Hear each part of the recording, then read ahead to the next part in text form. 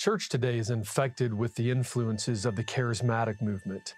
God told me who I would marry. When God spoke to me, I heard it so clear. As clear as I'm talking to you now, the Lord spoke to my heart. God spoke to us audibly. I hear the audible voice from God. The word that the Lord gave me. He told me that everything I was feeling in my spirit was correct. I know that this is what the Holy Spirit has spoken to me. That's the word God spoke to me.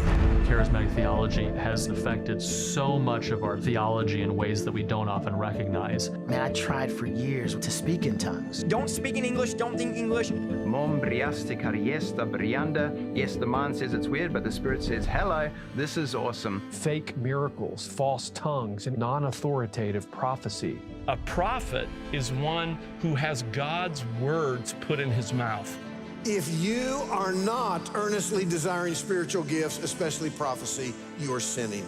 They don't have a single prophet who has been 100% accurate. What does the New Testament say prophecy is? What does the New Testament say tongues are?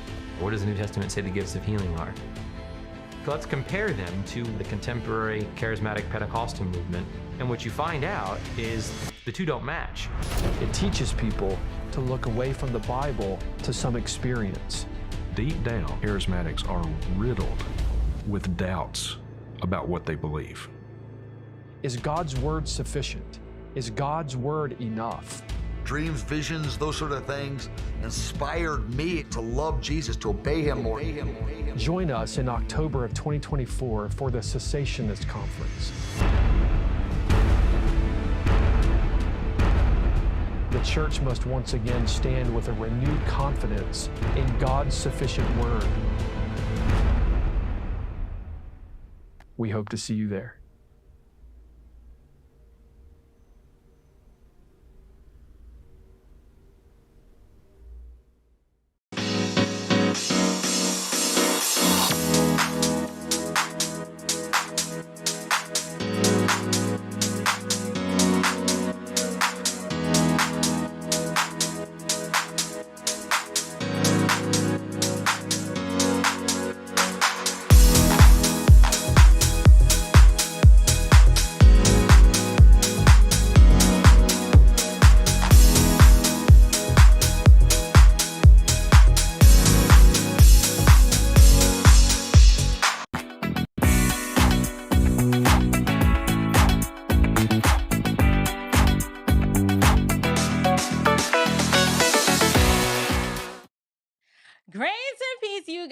Welcome to the Standard of Truth podcast, where we discuss all things social, cultural, political, and theological from a biblical perspective.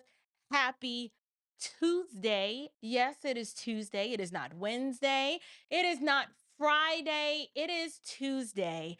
And even though I have been live streaming for almost 2.5, 3 years now, I still can't seem to find my stride in terms of what days I am going to come live to you. So I promise you guys, once I get my life together, I will be able to pick a consistent live stream schedule. But until that time comes, you just gonna have to keep your eyes and your ears glued to the YouTube to figure out when I intend to go live. That's why it's important for you to make sure that you have the bell notification checked on YouTube, or if you're on Facebook or Twitter or Rumble, I don't know what they have going on over there, but on YouTube, that's why it is so important to hit the bell. I want to say hello and a nice little shout out to everyone in the live chat tonight. We are going to go in. We're going to have a grand old time. We're going to talk about some things and some elephants in the room that no one ever seems to want to talk about. But I believe the Lord has uniquely equipped me with the level of boldness and tenacity to say so many of the quiet parts out loud. And I want to do so in such a way that I provoke conversations, get you thinking, and then by the power of the Holy Spirit, invoke some sort of heart change that only the Lord and the Lord alone can do. So, hey, everyone, North Carolina's in the house, Tulsa, Oklahoma is in the house. Hey to my lovely moderator, Sister Susie Q. Thank you so much for being here. Sister Michelle, okay. So the finger, it still hurts. This, I can bend now this much, okay? I can bend this much. I can't do this, but I can do this. The swelling has gone down, but it is still sore, and I can't really, the range of motion, I can't really use it like to pick up things, but I can type. So far so good. I just believe it was some sort of extreme sprain. I don't know, but it was like the size of a hot dog for like several days, and it's starting to go down. So thank you so much for asking and checking on my finger. But today, speaking of words that start with the F, today, you guys, we do need to talk about the elephant in the room. Before I do, I just want to make sure, I don't know if you had an opportunity to mention or to see in the countdown, there was a new ad advertising the G3 Cessationist Conference that's taking place in Oklahoma this October, and we can talk more about that as the show progresses. But let me just check in with my sound engineer. Is everything okay?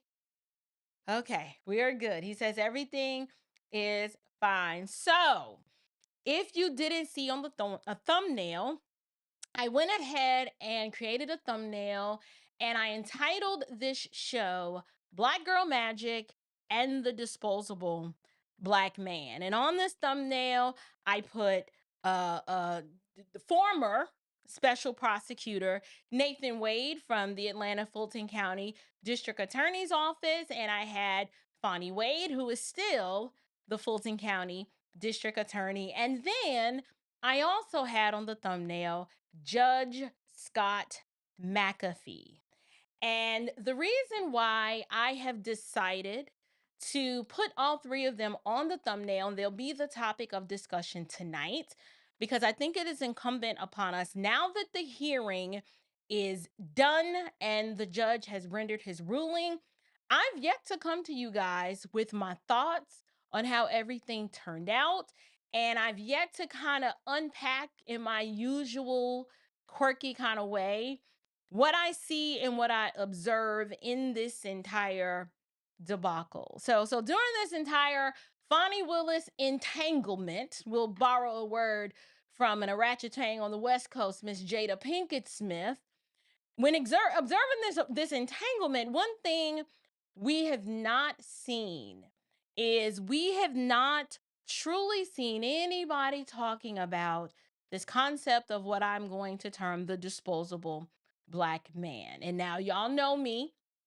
I don't do identity politics, and to be honest, this is more of a cultural problem than a political one.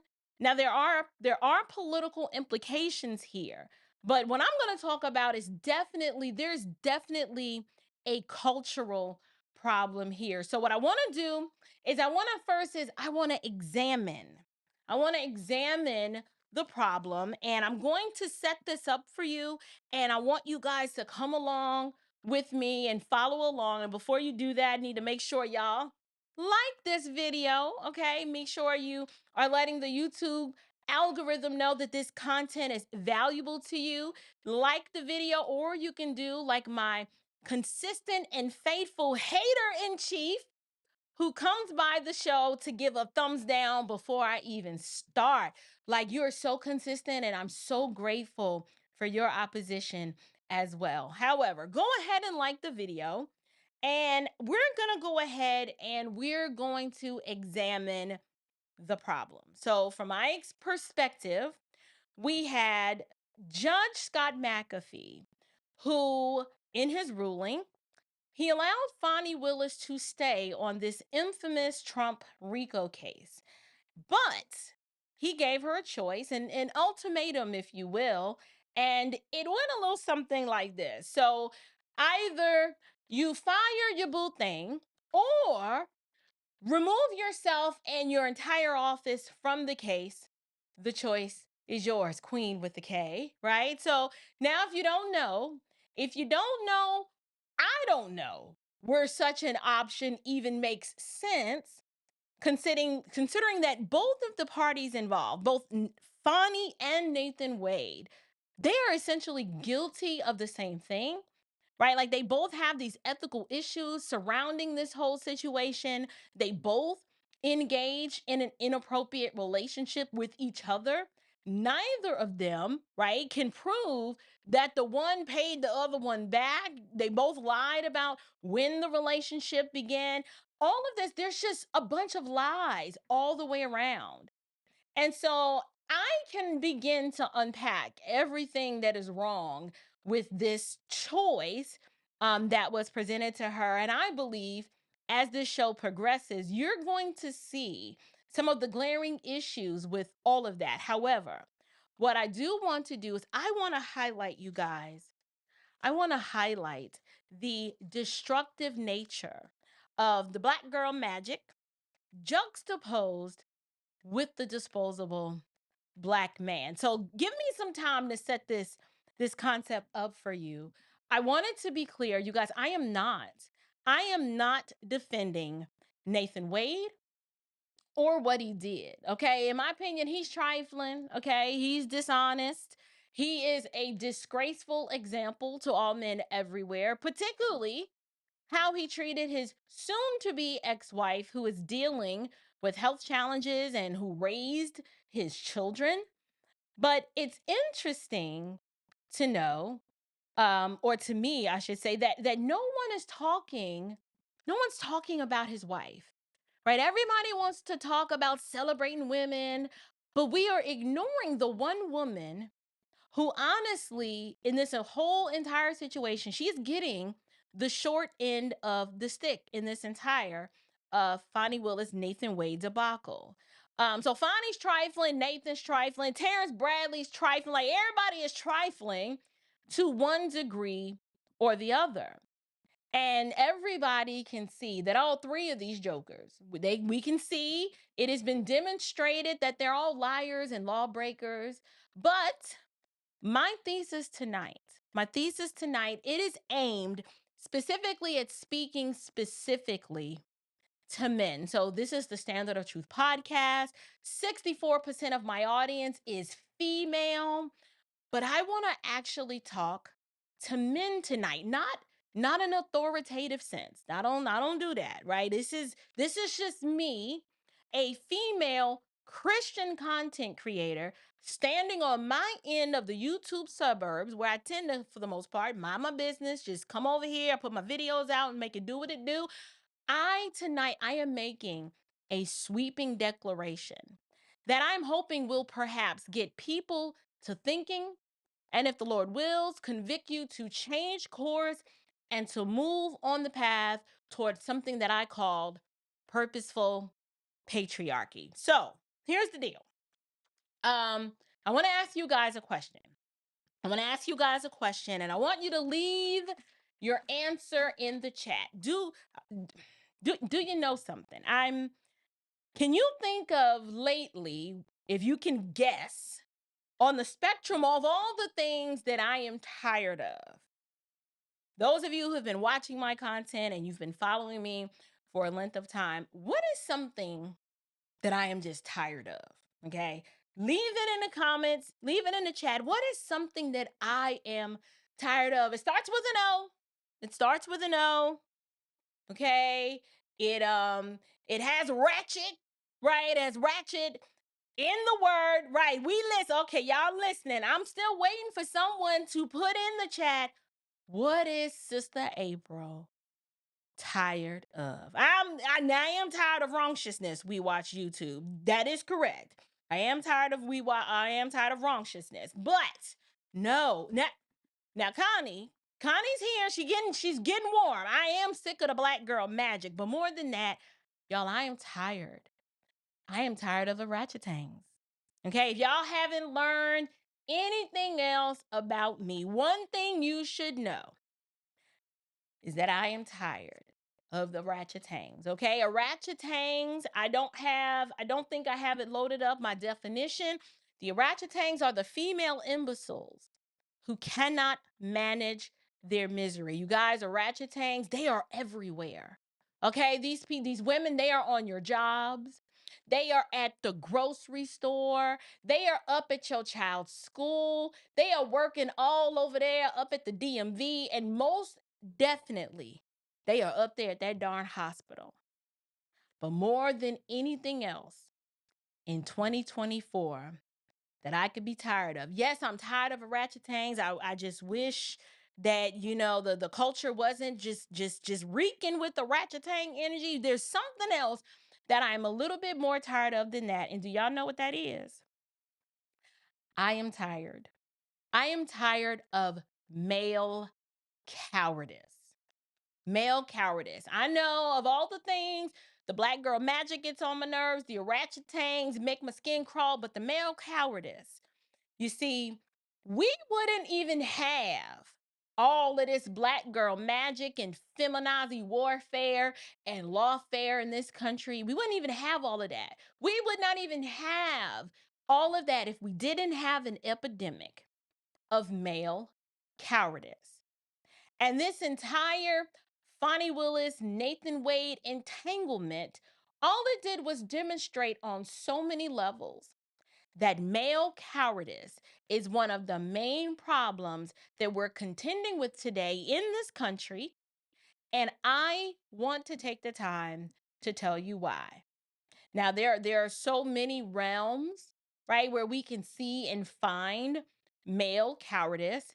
And don't get me wrong, I don't want men to think that I am ganging up on them. That's not what this is. In fact, if you know anything about me, I'm on y'all's side. I really am.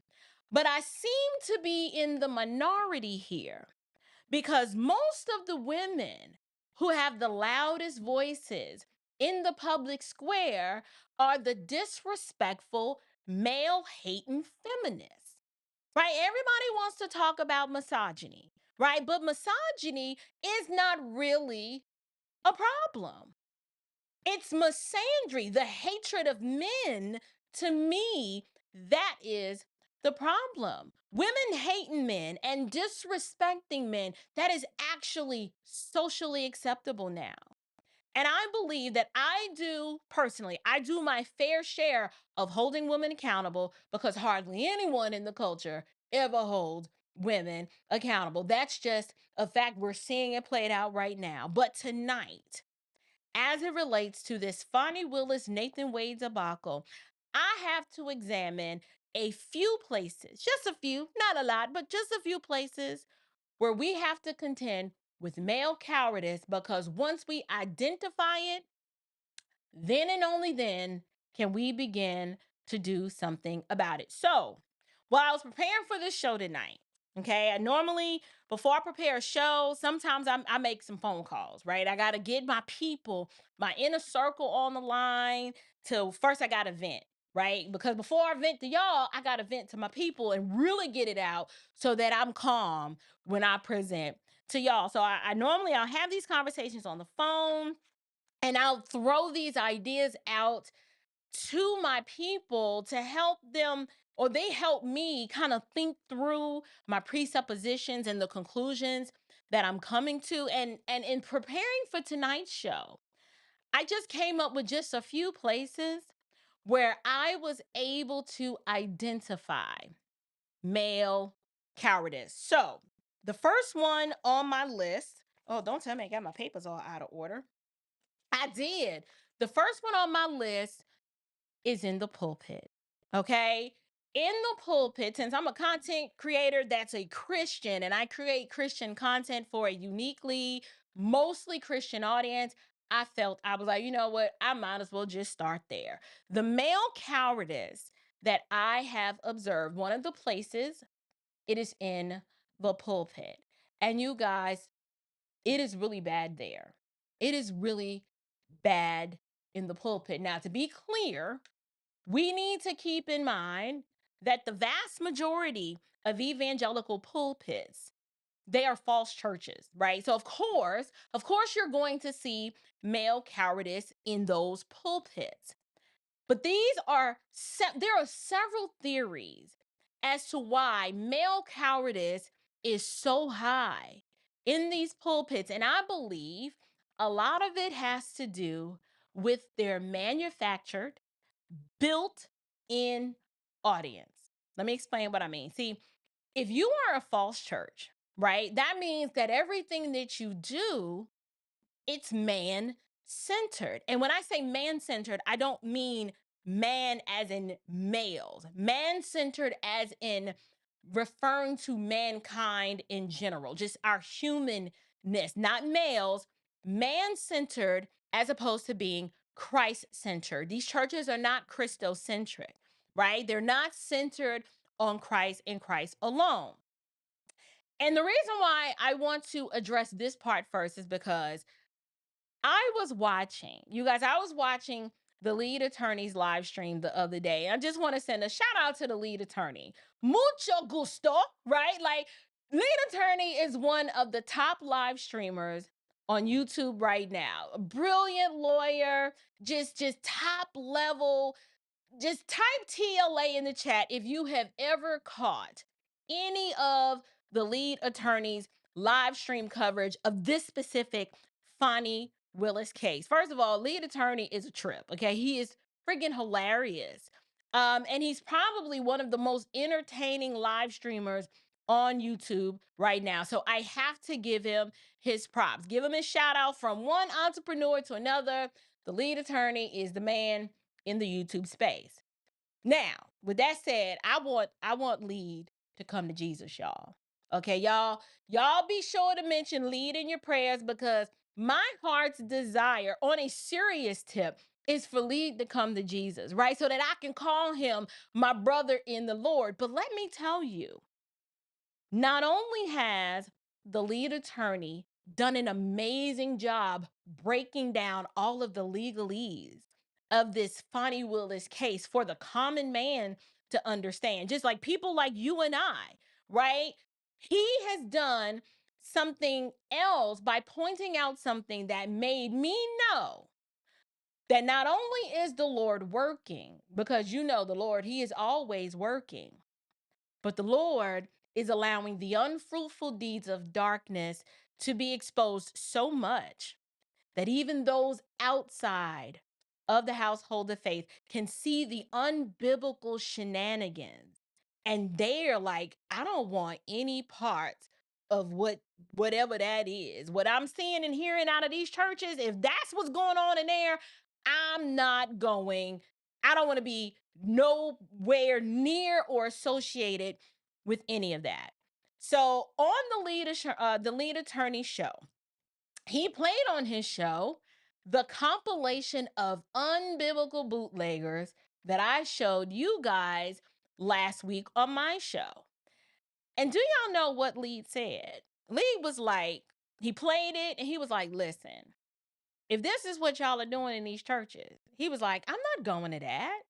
He was like, I'm not going to that. Like, y'all, there were most definitely spiritual implications as to why the lead attorney was like, this is trash, right? And not only that, lead is like, this is trash because something, I don't see this in the Bible, but more than that, as a man, you guys, and listen to another man, and especially a woman for that matter, pander to obvious sinful inclinations of women in their presence. Like, real men, they are not going to do that. They're going to get up and they're going to walk out, or they're going to be like, oh, that's what y'all do over there? Oh yeah, that's a simp fest. I'm not signing up for that. And so in these churches, since the main audience of these fake churches are silly women laden with sins, these pimp preachers and what I call the race trade and Hebrew heretics, right? They have to cater to those women to keep the money flowing. You guys, men are not packing out these dens of Satan. Men are not flocking in droves to go and listen to this foolery. So the speakers in these churches, I dare not call them pastors, we'll just call them speakers. These are blind guides. These are what the book of Jude calls fruitless trees in late autumn. These must These men, they have to tailor the message, make it very man-centered in order to stir the emotions of their core audience, which is women, because these are not churches of the Lord Jesus. These churches do not belong to Christ. So I want you guys to watch again. I know it's going to hurt. Just do your best to try to get through it. But I want you to see in this clip that I'm about to show, if you can point out the male cowardice. Take a listen to this. I think we have a new Black history figure that will go down in the history books. Her name happens to be Fani Willis. That woman has a backbone. She said, I came running down here. At some point, you just can't let lies continue to be said about you. Amen. It's important for us to have pride in who we are. Everything is not equal in America, and there are often smoke screens like Fani Willis's personal decisions to try to detract from the facts of the case. You can talk about whether or not out of marriage, you can do all that stuff. Two consenting adults. They have not proved that there was any financial benefit. If I've never been a proud black man before in my life, I've been a proud black man this week. She ran to the courtroom, took that stand, and put that whole situation in order. Ooh, she killing it, ain't she? They can't do nothing. Fani Willis, they were talking about she was using a man. I don't need no man to take care of me. That woman, they can't do nothing with her. I love my black women. I ain't gonna even lie. Yeah, I don't care what they say. Every time a black woman ascends into some type of leadership position, what they try to do to discredit them is talk about saying they're promiscuous, they're over-sexualized. They had it coming with how they dress, with how they spoke, with how they look. As black women, they will use your sexuality against you. This is an America that will have you in your office and make you run down to the courthouse because you're tired of them talking about you. Run down in your red dress with your red bottom shoes. As the district attorney say, no, I'm ready to testify now, because if you're gonna talk about me, no, you're gonna talk to me. They was planning on talking about Fani Willis, but they weren't planning on talking to Fani Willis, and they found out what black men have known, that the worst thing you ever want to do is have a face-to-face confrontation with a black woman who's fed up. I was raised by a black woman. I'm married to a black woman. My wife birthed a black woman, and the last thing I ever want to do is talk to any one of them when they fed up. Because that thing about the angry black woman, it is absolutely true. And they got reasons to be upset, because to be black and a woman in America and to be sane is to be in a constant state of rage. I support all black women all the time, but I want y'all to know, black women, y'all hold it down for us. All the Republicans and white folks are saying she had nasty attitude and all that. Yeah. But you know what? When she leaned back in that chair, she said, I'm not the one on trial. They are. I said, you know what? That's all we got.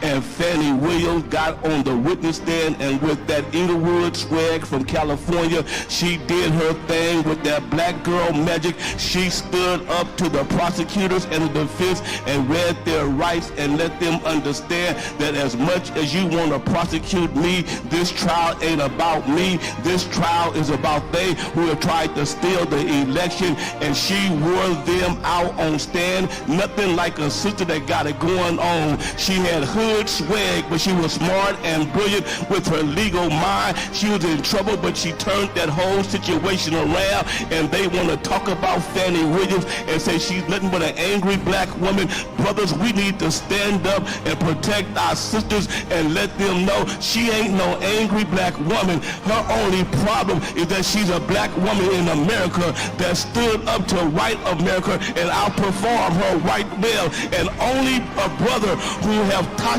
masculinity will have a problem with a strong black woman. So I looked up and said, you go, girl, you do your thing. Go ahead with your black magic, your black girl magic. And she wore them out, and she turned that whole situation around. She was so awesome. They were supposed to bring her back on Friday. They said, we ain't gonna touch her, leave her alone.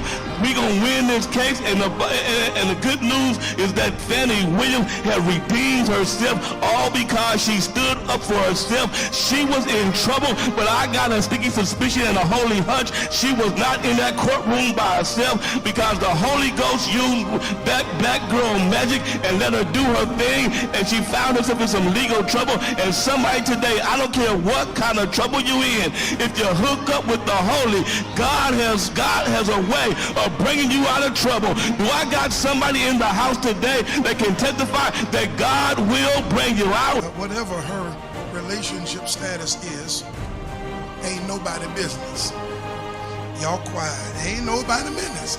You talk about my relationship, how much cash I keep in the house, who was living with me at the time. What's that got to do with a man stealing an election and you using my relationships that has none of your business to try to discredit me and try to say I'm not fit to try this case? They would try to act like black women can't have cash on them. I know being around black women, y'all carry cash in some strange places. I seen you reach in your bra. She said, I got this money through my blood, sweat, and tears. Flag on the play. Y'all, the whole clip would have been one long flag on the play, so I didn't wanna overdo it. But I'm so thankful for you guys in the comments who can clearly see what this foolishness is. So many of you made some very insightful comments. Victoria Powell is like, listen, this is terrible. Okay. Sin is terrible. I agree, sister. We also had Bella Ring said, this is why men have left the church in droves. I'm glad she spelled it church. I know exactly what she meant. This is embarrassing. Shout out to you, sister. Sister Sonia Aldridge, thank you so much for that super chat. She says, weak men make hard times. If that is not wisdom, I don't know what is. That's precisely what this show is essentially about. It is about the cowardice of men. And this is just one of the places that we have to contend with this male cowardice. Just to engage a little bit with that clip. First of all, I want to know, y'all, who is Fonnie Williams? Like, I don't know. The last speaker seemed like he was struggling a little bit with this little lisp and some pronunciation, but I don't know who Fonnie Williams is. So we're just gonna assume that he meant Fani Willis. Bless his heart. Bless his little weak coward heart. But the first few clips, you had one gentleman say, we not equal in this country. How sad is it when the men who are supposed to lead in our community in 2024 can formulate their mouths to say that we are not equal? As if we don't get our inalienable rights from God, as if we're not image bearers created in the image of God. Like, if you have a biblical worldview, you don't make statements like this unless you subscribe to some sort of Black inadequacy. That is the only thing that drives you to spew this poison and victimhood from a pulpit, right?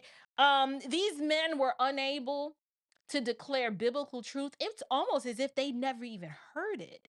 It's almost as if the testimony of scripture has nothing to say with what brought Fonnie to that witness stand in the first place. It's not because there was some sort of prosecutorial mistake. And I'm not an attorney, so don't get it twisted, right? I'm speaking with this legal confidence because I just be watching the lead attorney and he just empowers you to make you think you know more than you do. But it wasn't as if we were witnessing some sort of prosecutorial mistake. This woman was engaged in an affair with someone who worked for Fulton County, someone that she hired who is also married. And for some strange reason, these pastors are unable to just stand on the authority of scripture and declare that what she was doing is wrong. One, because they're weak, And they figured the women in my congregation, if I speak the truth, they will put my head on a platter and they will be upset. So I'm just going to go all out. I'm just going to pander and I'm going to celebrate because they love Fonnie. So I got to act like I love Fonnie too.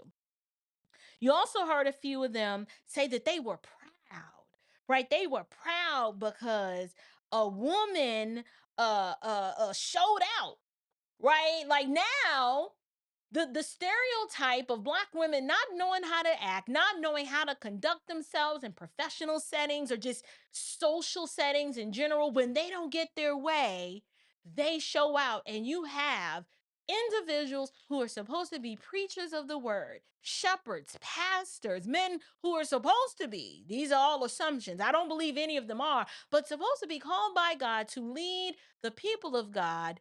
You have them saying that they are proud because she showed them. Like the woman showed out, and these are the aspects that you're celebrating. Then we also heard them say, she's killing it. They can't do nothing with her. You're right. She's an uncontrollable wild orangutan. Nobody can do nothing with her. How we got ourselves here in the first place. And then they also mentioned, one of them was like, they can't do nothing with her, and he actually loves it. I was like, either this man is abused by the orangutans in his life, or he is just such a weak coward that he has succumbed to this abuse and it's normalized to him. Like he's been living with orangutan black girl magic energy for so long that he doesn't know any other way to be. He doesn't even know that there are women out there that look at that with stank face like, ooh, that's not good. We don't act like that. Like, why are you celebrating this? I'm confused, and I feel sorry for the young women in his congregation when they rise up and he say something they don't like, or they get into some kind of disagreement, and the young chick in his congregation rise up like she gonna punch him in the chest. Like, what you gonna do? You've already created an environment where women can show out and act like this, and you say that you like it because we have reason to be. Something Sister Susie Q said in the chat, I think I started. Sister Susie Q said, your immutable characteristics are not an excuse to be full of rage. That is such a wise statement. Thank you so much, Sister Susie, for saying that. Like this blackness, this melanin, it is an immutable characteristic. You can't control it. There's nothing you can do to get more of it or to change it. It's how God made you. It is immutable. It is unchangeable. That's what immutable means. It does not give you a license to act a fool and to be full of rage just because you have melanin. Like, what is wrong with you? And then the last thing, one of the really, really weak ones of the bunch, he was more of the bigger cowards. He said, we gotta hold down women all the time, because y'all hold us down. I'm like, first of all, who's the us? Because it's becoming real, real rare to meet these Black women and he's talking about this holding anybody down other than themselves. Now they're holding the culture down. Definitely. They're holding the culture down. They are holding the culture back. They are creating a whole mystique around a certain group of women that nobody wants to deal with. But in terms of holding someone down, I'm assuming he means in the colloquial sense, like, she's ride or die and she's always had my back. I'm assuming that's what he meant, but I'm like, no, these breeds of orangutans are out for self. They only care about their needs, their wants, and what's important to them. They don't really care about you. But we actually heard these pulpit pimps. One particular, a man who they claim to be pastors, celebrate, and one in particular got excited talking about Black girl magic.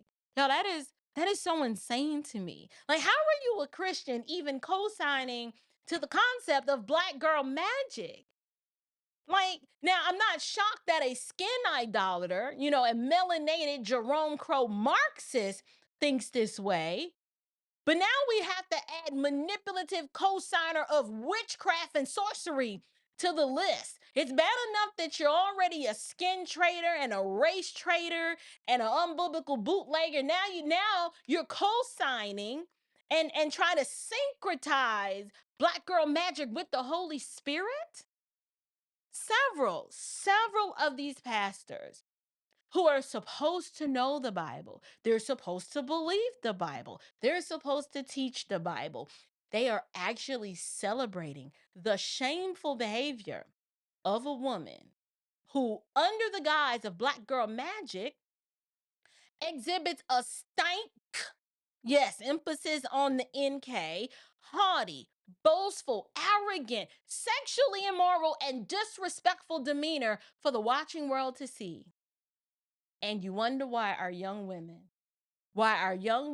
act the way that they do, and why they are the least marriageable demographic. Are you shocked and confused why that's a statement of fact? Like, what happened to teaching women to be virtuous, to be chaste, keepers at home? I don't know, loving their own husbands, as Titus 2 admonishes us. Why is she being elevated to history book status? And these clips are relatively older. They've aged about a week or so.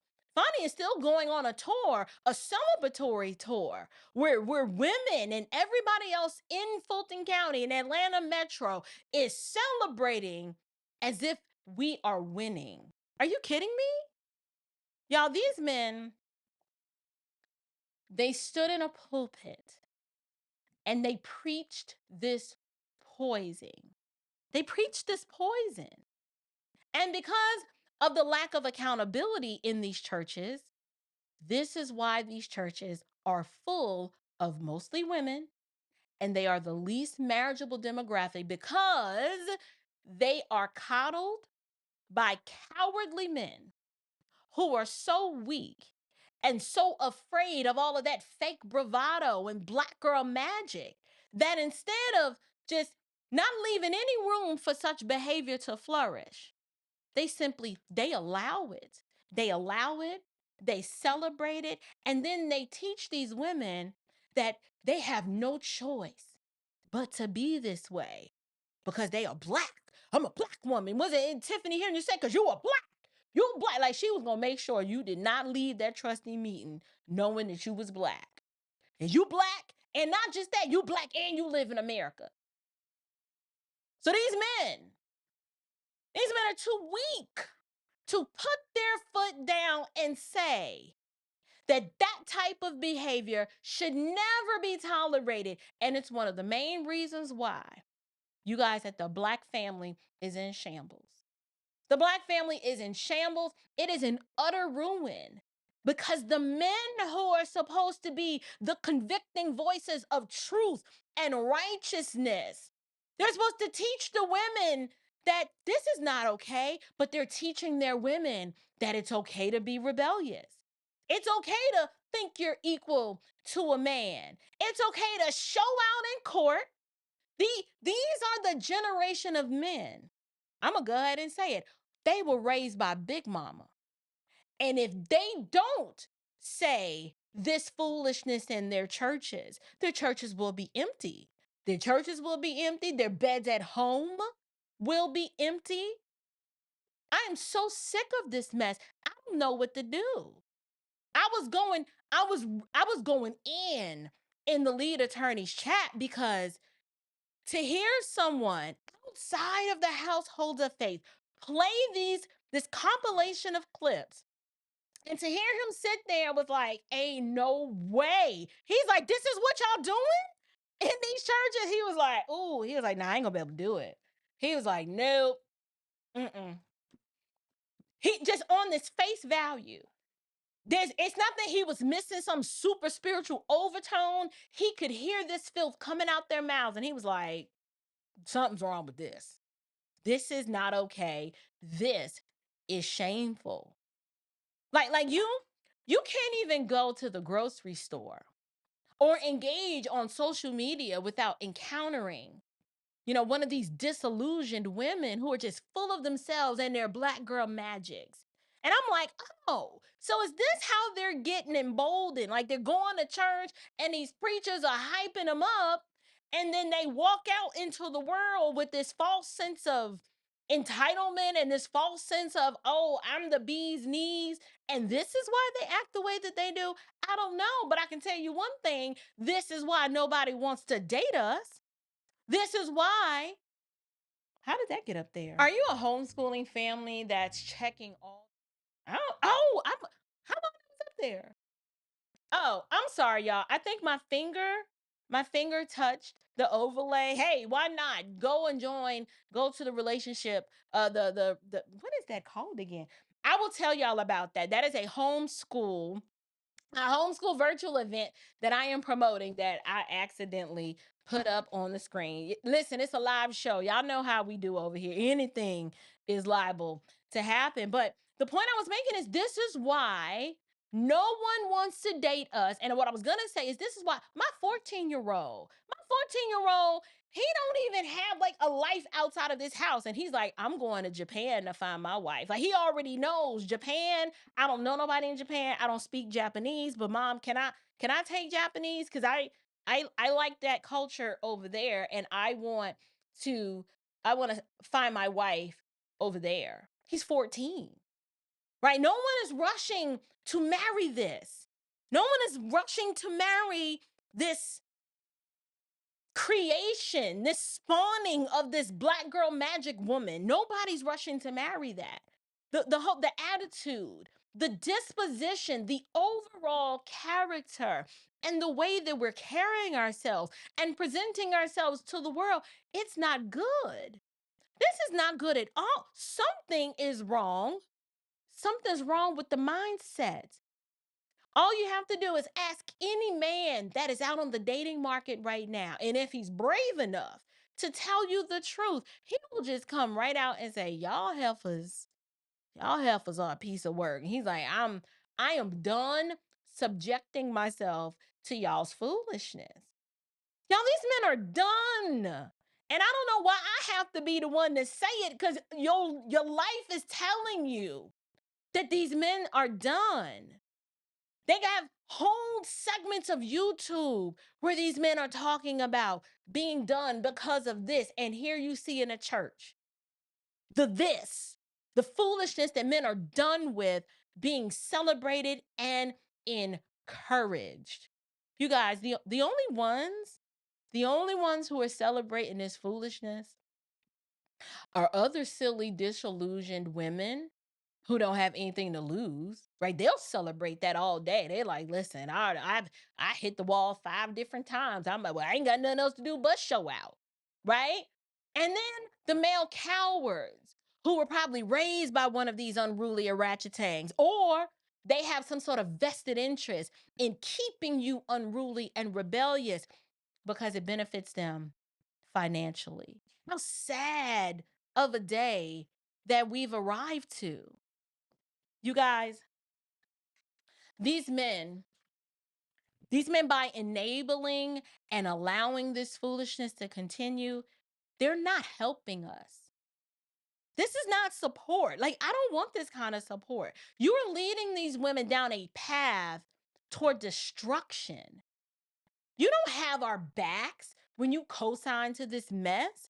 This is harmful. Worse than that, this is wicked. Okay, it is wicked and it is unrighteous. And I believe that they do this because they themselves are cowards. They're cowards. You know, when I prepare for these shows, I always like to come up with new terms to introduce to y'all. I'm kind of enjoying it, the whole lexicon thing. I'm compiling all of these words and putting them together in a glossary for you, but we're using this term black girl magic, but no one has ever really defined it. So what I want to do, I took some time and I came up with this today. I was like, do you want to know, in essence, what black girl magic is? Like, if you think about it at its core, I've come up with a working definition. Black girl magic is narcissistic women being drunk off of melanated mysticism. It's a false pretense, right? Like these orangutan females, they use their words, their attitude, and their disposition to deflect, right? And they use it as a form of wicked social voodoo or something. It's just all of their manipulative musings. They are used to dominate and intimidate their subjects for the sole purpose of keeping you under control, and definitely to silence any sort of opposition or accountability. That's what Black girl magic is. So when Fani sat on that stand and did that whole, that was cute, right? When she did that spill, or when she said that she would never emasculate a Black man, it's not that she was telling the truth and standing behind some sort of strong conviction and supporting Nathan Wade like she was some ride or die loyalist. That's not what it was. First of all, we know that can't be true because in the next breath, y'all saw what happened. She went ahead and she emasculated a Black man. So clearly she was lying and she was being disingenuous when she said that, but that was a part of the Black girl magic. The Black girl magic, y'all, it is a form of social terrorism. It's a form of social terrorism. All they do is destroy with their words and their behavior. They don't even need bullets. That's what makes it so dangerous. Like my thing, just shoot me, take me out of my misery. Like I'd rather deal with that than have to deal with the assault of the words and the behavior. They don't need bullets though. They just make their terroristic threats with their words, and then they follow through with their wicked, vindictive actions. Y'all know exactly what I'm talking about. All you gotta do is look in Dalton, Illinois. Look at Tiffany Henyard. Or up in New York, Letitia James. In addition to Fani Willis, that's like the trifecta of social terroristic Black girl magic, orangutan energy on display. You got Fani out here threatening Nathan Wade's wife. Are you kidding me? I'm just like, we just out of control on a whole new level now. But the thing is, when the Black girl magic is invoked, it's a form of verbal sorcery to intimidate those in the room, to shut down further conversation, and to just assert this level of perceived power over everyone in the room. And it seems to be working because everybody is bowing the knee to the Black girl magic.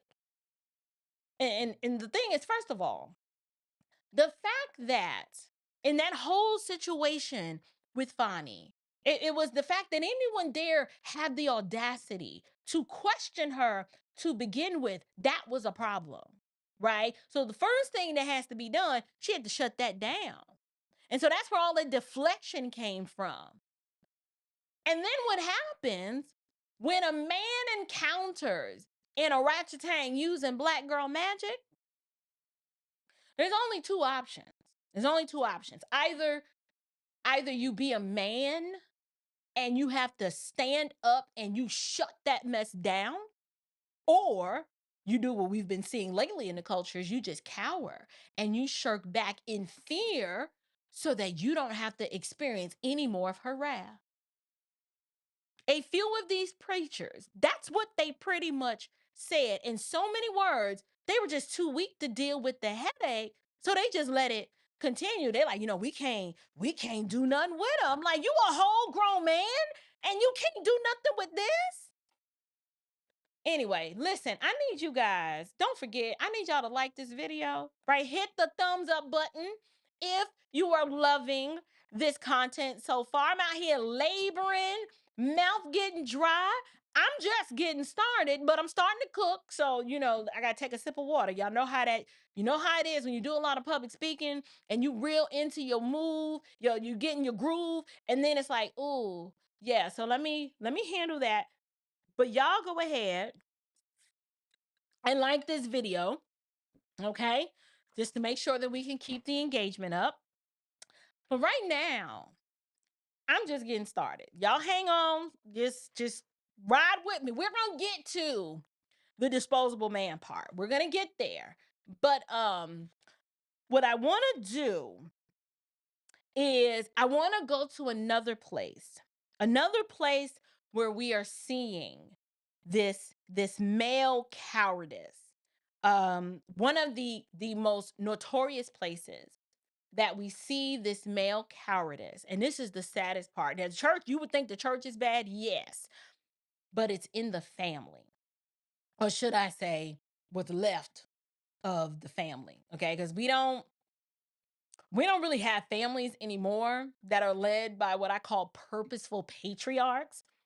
What we have now are a lot of simps who have allowed the women in their lives to run all over them. And the women, they're the ones that are calling the shots. And hear me clearly, when I said that I was speaking to men on this show, I don't want you to hear as if I am tearing you down. That's not what this is. We have to speak in very transparent terms. And so when I say what we have is simps, I don't know what else to call you if you are allowing the women in your life to run all over you and to allow her to call the shots. These women are literally running everything, right? Like the man, he can't discipline his own kids. Okay, he can't discipline the children. This man, he has no say in even the type of furniture that gets placed in the home. He really has no rights other than to be told that he just needs to take the trash out and do whatever the wife tells him to do, because male cowardice, it's the default position of so many men these days, because they've not seen modeled before them real men. They don't know what a purposeful patriarchy looks like, right? They've not seen modeled before them real men standing on business, asserting themselves, not in a male chauvinistic way, because the Bible doesn't affirm such behavior. I'm not even talking about male chauvinism. I'm just talking about the way that God intended men to function. That's what I'm talking about. And then for the record, it's sad that I have to say this, but I got to get it out there. A family, you guys, is a mother and a father married together with offspring. That is a family. I ain't talking about these reimagined families. I'm not talking, about the families that you recreate in your mind with the new paradigm that you think works for you. I am specifically talking about the heteronormative nuclear family. You have to say that, okay? Don't let anyone try to convince you that some other configuration with other variables count as a heteronormative nuclear family, because it does not.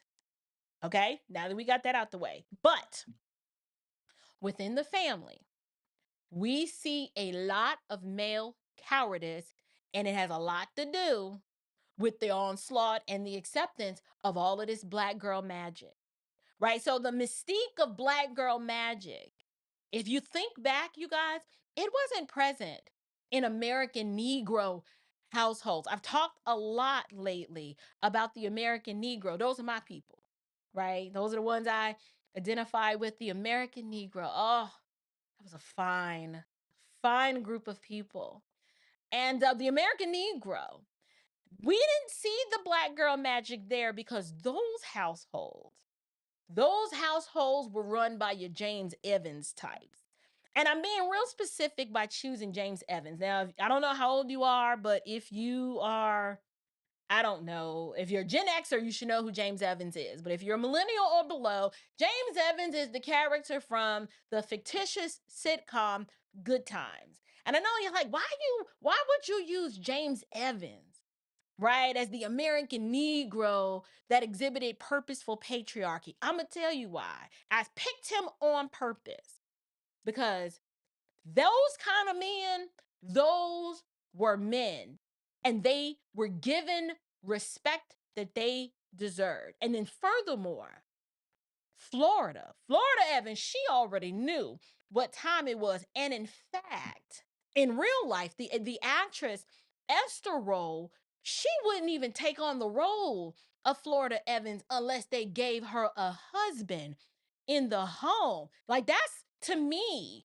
a very brave move, and it defies this whole attitude where, you know, these are the only roles that we have to play, and so, you know, we just got to take what they get. Esther was like, oh, you want me to play Florida Evans? If I don't have a husband, I'm not doing it.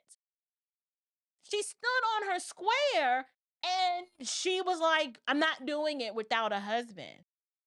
But here's why I chose James Evans. James was that dude. I chose James because, yes, they were poor. Yes, they lived in the projects. But you were trained to believe that the Evans family wasn't really winning because of their conditions, instead of recognizing that what the Evans family had, even though they weren't a real family, what they had was so much more valuable than anything that money could buy. Y'all, they were together. And I hate that they killed James off, but before that part, they were together. But you were trained to believe that Florence from the Jeffersons, you were trained to believe that was a strong Black woman. And that's how you were supposed to be. Like, we had Weezy, but you also had Florence.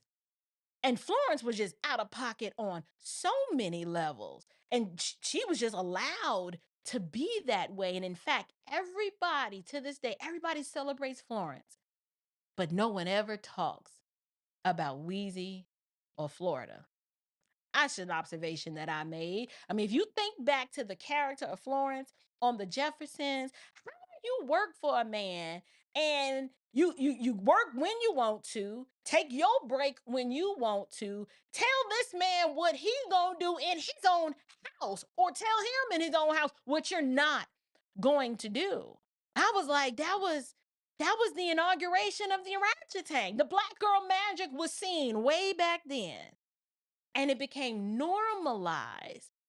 So now that when you fast forward to today, a husband in the home, that's viewed as a liability, right? Like, he's not an asset. It's not like, oh, if I don't have that, we're not gonna make it. It's like, no, he's just a resource, you know, a paycheck. And even if the paycheck gotta be the right number for him to even be valued as a paycheck, right? But he's just this paycheck to be used at the woman's disposal, or he's treated like one of the kids that needs to be tolerated because he can't do anything right anyway. So this is how the adherents of Black girl magic, how they view the role and importance of men. Until a man, he's just optional. A man is your equal, right? And a man is disposable, right? He can just be tossed away when he is done serving you and giving you what you think you need at the time. He's just disposable. Y'all, look at Tia Mowry. She told the whole world that she graduated from her husband after all those years. And now what's she out here doing? She out here thirst trapping it on the Instagram, looking desperate, swimming in all of her Black girl magic all by herself. At 45 years old with 2 kids, who all they wanted, they just wanted to be a family. But in today's modern family, you see these men are afraid of the women in their lives. I've been saying it for the last couple of weeks. These men are afraid. Their women tell them how to jump. They tell him how to jump. They say how high. He's not allowed to have an independent thought. He's not allowed to have his own opinions. He's not even allowed to vote how he wants to vote without getting pushback from the woman in his life. The woman in his life wants him to support big zaddy government, right? You have to support the big zaddy government policies, and you got to support the ideologies that are harmful for human flourishing. But these women, they don't believe that the man is capable enough to be able to discern that, wait a minute, this government dependence is a trap. Like if we keep begging the government for stuff, then that means that the government is our God and not the God, the creator of the universe. Think about all the men that you know who are socially and culturally and fiscally conservative, but they're with women who are simply the complete opposite. And since you can't tell these women anything, because you know they're highly decorated with all of their BS degrees that don't amount to anything, and they're in all this darn student loan debt, they don't hearken to the voice of their husband. And so as a result, what do these men end up doing? They end up voting against their own self-interest. Even though the men in their lives, these women vote against their self-interest, and the men get bullied into doing the same thing. Even though the men are like, I tried to tell you, hey, yo, that's a bad move right there. Like, I can see it. I know you feel and you're all in your feelings, but we need to focus on these policies and not on your unstable feelings right now. Because you was just hot 5 minutes ago and now you're not. What do you want me to do? But he can't. These men can't do that. They got to stay on code with whatever the queen with the K authorizes. No matter how silly, no matter how unwise, no matter how harmful it is to the family. He's just expected to bow down and salute the queen, because if he doesn't, he is unwilling to deal with the blowback. Y'all, these disposable men, they are afraid of these powerful women. I put power in air quotes because they're only as powerful as you allow them to be. But these men are afraid of the women at the checkout counter. Right? They're afraid of the women at the checkout counter. They're afraid of the women at their church. They are afraid of their own mamas and grandmamas. And they are afraid of the women in their own homes, whether it be their wives, their girlfriends, or the orangutans in training, which would be their own daughters. Like they see their own daughters being raised up to be orangutans in training, and they can't do a thing about it. That to me is sad. And please believe, male cowardice, it is just as cancerous and it is just as destructive as the black girl magic. But let's be clear, we wouldn't even have black girl magic operating at epic proportions if we had a more purposeful patriarchy modeled in the culture around us. But the thing that I want you guys to remember is that this is not an accident, right? This has been in the works going all the way back to the 1960s and probably well before that, and the 1970s, right? This is nothing new. This is not just one day we just woke up and all of a sudden we were overcome and overrun by orangutans who practice black girl magic. The black girl magic and the rise of the matriarchal squalor, that was done on purpose. And the ultimate goal was to always make men disposable. That was always the plan. Because that is what Satan does. He perverts things. He destroys stuff. He disrupts all that is good and right, and he replaces it with something that is ultimately not for your good, not good for the rest of mankind, because he hates God's created order. What's been established at creation, he hates that. And I know y'all are wondering, well, when is she going to get to the Fani Willis and Nathan Wade? Listen, I'm coming. Don't be rushing me. Okay, I'm coming. I'm going to get there. But right now, I need y'all to get these likes up. Let's see. We got 444 people watching. We only have 239 likes. So we're in a deficit. Right now, I don't want to be in a ratchetang and bully you to do it. I want to be nice and respectful about it. But if you're gonna sit and if you're gonna take in the content, the least you can do, it's free. It's free to give a like. Let me check in on y'all though. And Pamela Kenny says, love the podcast. Thank you so much for that lovely super chat. I greatly appreciate that. I am so grateful for that. And then who else did I miss? Avoid Pikes sent a super sticker, a $10 super sticker, and says, thank you.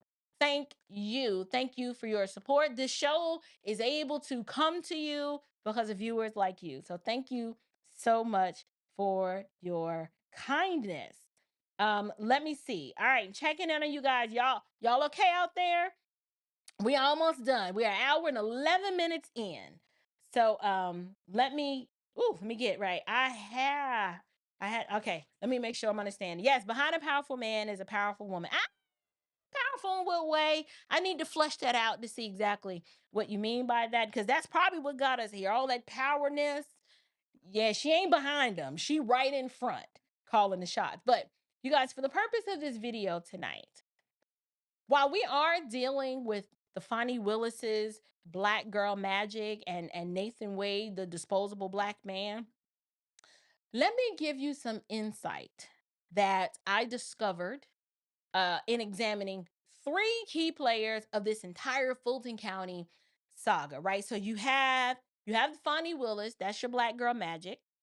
Then you have 2 men. You have Judge McAfee, and then you had Special Prosecutor Nathan Wade. And both McAfee and Wade, in my opinion, they both represent male cowardice, but for different reasons. And their impact is felt in different ways, although, in my opinion, they were both harmful. So, we're going to go ahead and let's take a look at Judge McAfee's male cowardice played out in the judicial system. That's the other place that I am noticing that male cowardice seems to be taking is brought to the forefront, particularly in this situation. You had Judge McAfee. He was presented with more than enough evidence. Like I said, if you have not watched the lead attorney's just careful play-by-play dissection of all of the motions, all of the briefs, everything that was filed, everything that was presented, Judge McAfee was presented with more than enough evidence, even by his own admission in his own ruling, to admit that there's this strong odor of mendacity, right, that lingers in this case. If you guys want to be a bootleg legal scholar, you need to tune in to the lead attorney, and that's a word that you would have heard over there during the last few live streams. The odor of mendacity. Love that word. It just cracks me up, particularly when I can't say it like he says it. He says it like he's on like in the heat of the night or something. I said mine with a little, I don't know, was that British, English accent? His is with this deep Southern drawl. But y'all, the judge was a coward. And he was a coward because can you force an ultimatum for one of the 2 parties to resign without implying that both of them were complicit? Right? Like, why weren't both of them held accountable? The judge admits in his own ruling that, you know what, there's definitely something here that's not quite right. But despite this, the judge declined to disqualify her. He took the weak, coward way out. Y'all, he gave the power to the queen with the K because he already knew and he had already saw that at the end of the day, Fonnie was going to choose herself over Nathan Wade and was good for the county all day, every day, and twice on Sunday. Like, he already knew. All you had to do was watch that spectacle that he's like, yeah, she out for self. So, I mean, he knew what she would do, and he didn't have the heart to do what should have been done, which was to disqualify both of them. You guys, the judge's decision, that was not a purposeful patriarch operating in his manhood. Like being brave for the sake of what's right, that's purposeful patriarchy. When you have to stand on principle of whatever the matter is, regardless of what others think. You guys, that is not what we saw in that ruling. You guys know what that was. What we saw was a man exhibiting male cowardice. He chose himself, right? Judge McAfee, didn't want to complicate or sabotage his career, even though I think he still did. Like, I don't think this was a win for him. Like, in his mind, he probably thought, like, this'll insulate me from the criticism. But honestly, he didn't even want to fool around with these two black ignorants. So he just took the coward way out. And he gave the black queen with a K, he gave her an ultimatum and all the power and all of the control to take the ball out of his court and make her do the dirty deed. Like, what a coward. Like, the judge did the very thing that has gotten us into this mess to begin with. And what is that? He didn't stand up and say, you know what? Let me be a righteous judge and just put my foot down to this entire unlawful charade. I just need to shut all this down, no matter who it pisses off, because I'm a grown man, right? And that's what grown men do. He couldn't just, I just knew. I was like, you know, he's young, but he's gonna be like, you know what, this is ridiculous. For the sake of the union, let me just shut these two. He didn't do that. What he did was he passed the buck. He passed the buck to the woman. Flag on the play. To the woman? Y'all. To the queen orangutan in chief. He passes the buck to her. And even though she is guilty of doing the exact same thing Nathan did, if not worse, in light of the fact that she's the one, not Nathan. Now, Nathan trifling too, but she's the one that went on a church apologetics tour, attempting to manipulate the residents of Fulton County, in my opinion, right? Like, she was just given the privilege of choosing her own consequence instead of being told, this is what is going to happen to you. Your decisions, your actions, your conduct, this is what happens to you. Y'all, if that's not male cowardice, I don't know what else is. And I can't prove this, but I find it interesting that this particular judge was used. And I wonder if it's because there was this sense of vulnerability because of his age and the fact that he was appointed and everybody knew he was going to have to run for re-election. Right? His seat was saved because it was an appointment, but now he actually has to throw his hat in the race and have people vote for him. And I don't know if that's true, but it is a theory of mine that makes you go, something to think about, right? So now we've examined male cowardice in the church. We've examined it in the judicial proceeding. And my question to you guys is, why do you believe that the judge put the ball into Fani's court despite her and Nathan Wade were both guilty of the same thing? Right? Both of them lied about when the affair started. Neither of them could furnish any proof that one has paid the other back in cash. Shout out Cash Money, Fani Willis, you know. Both of them violated ethics rules. She violated codes of conduct. Like, there are just so many layers of conflicts of interest. But even after all of that, even after all, why was Fani given a choice and Nathan was left looking like Boo Boo the fool?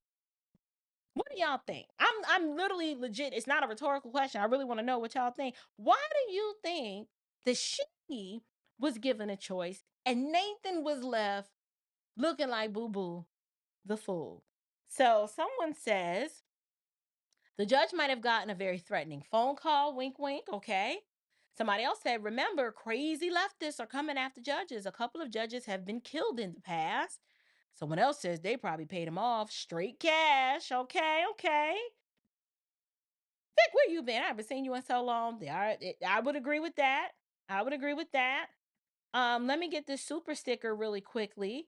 Sister Elaine Colbert, thank you so much for that super chat and your support. Much appreciated. Thank you. Thank you very much. I'm interested in knowing, why do you guys think that she was given the choice? Now, I'm gonna tell you, I just want to know what y'all thought. I'm gonna give y'all my opinion. Now someone says Nathan was selfish. He should quit before the disqualification hearing. Well, he's already resigned. So we're gonna get to that. He's already resigned. We definitely gonna talk about that. I'm telling you that the reason why Fonnie was given a choice and Nathan Wade was left looking like Boo Boo the Fool, it's because Nathan is disposable. He's disposable, y'all. Like, what's new? Nothing. He's disposable. That's the whole purpose of the live stream. The point, my overarching thesis was to demonstrate the disposable nature. He's disposable. And in this context, I'm calling him the disposable black man, not because I'm trying to play identity politics, but because he demonstrated it to be true. You see, Nathan, you guys, Nathan's not an American Negro. Mm-mm. An American Negro who is a purposeful patriarch, he would have never found himself in this situation to begin with. It would never happen. It wouldn't. Nope. Why? Purposeful patriarchs, they don't leave their wives for some who they've been with for 20 some odd years just because an orangutan comes along, right, and offers them an opportunity for him to get the bag and to get down with the get down. Purposeful patriarchs, they don't do that. Nope, he's not an American Negro. But this black man, the pro-blackity blacks, he's disposable.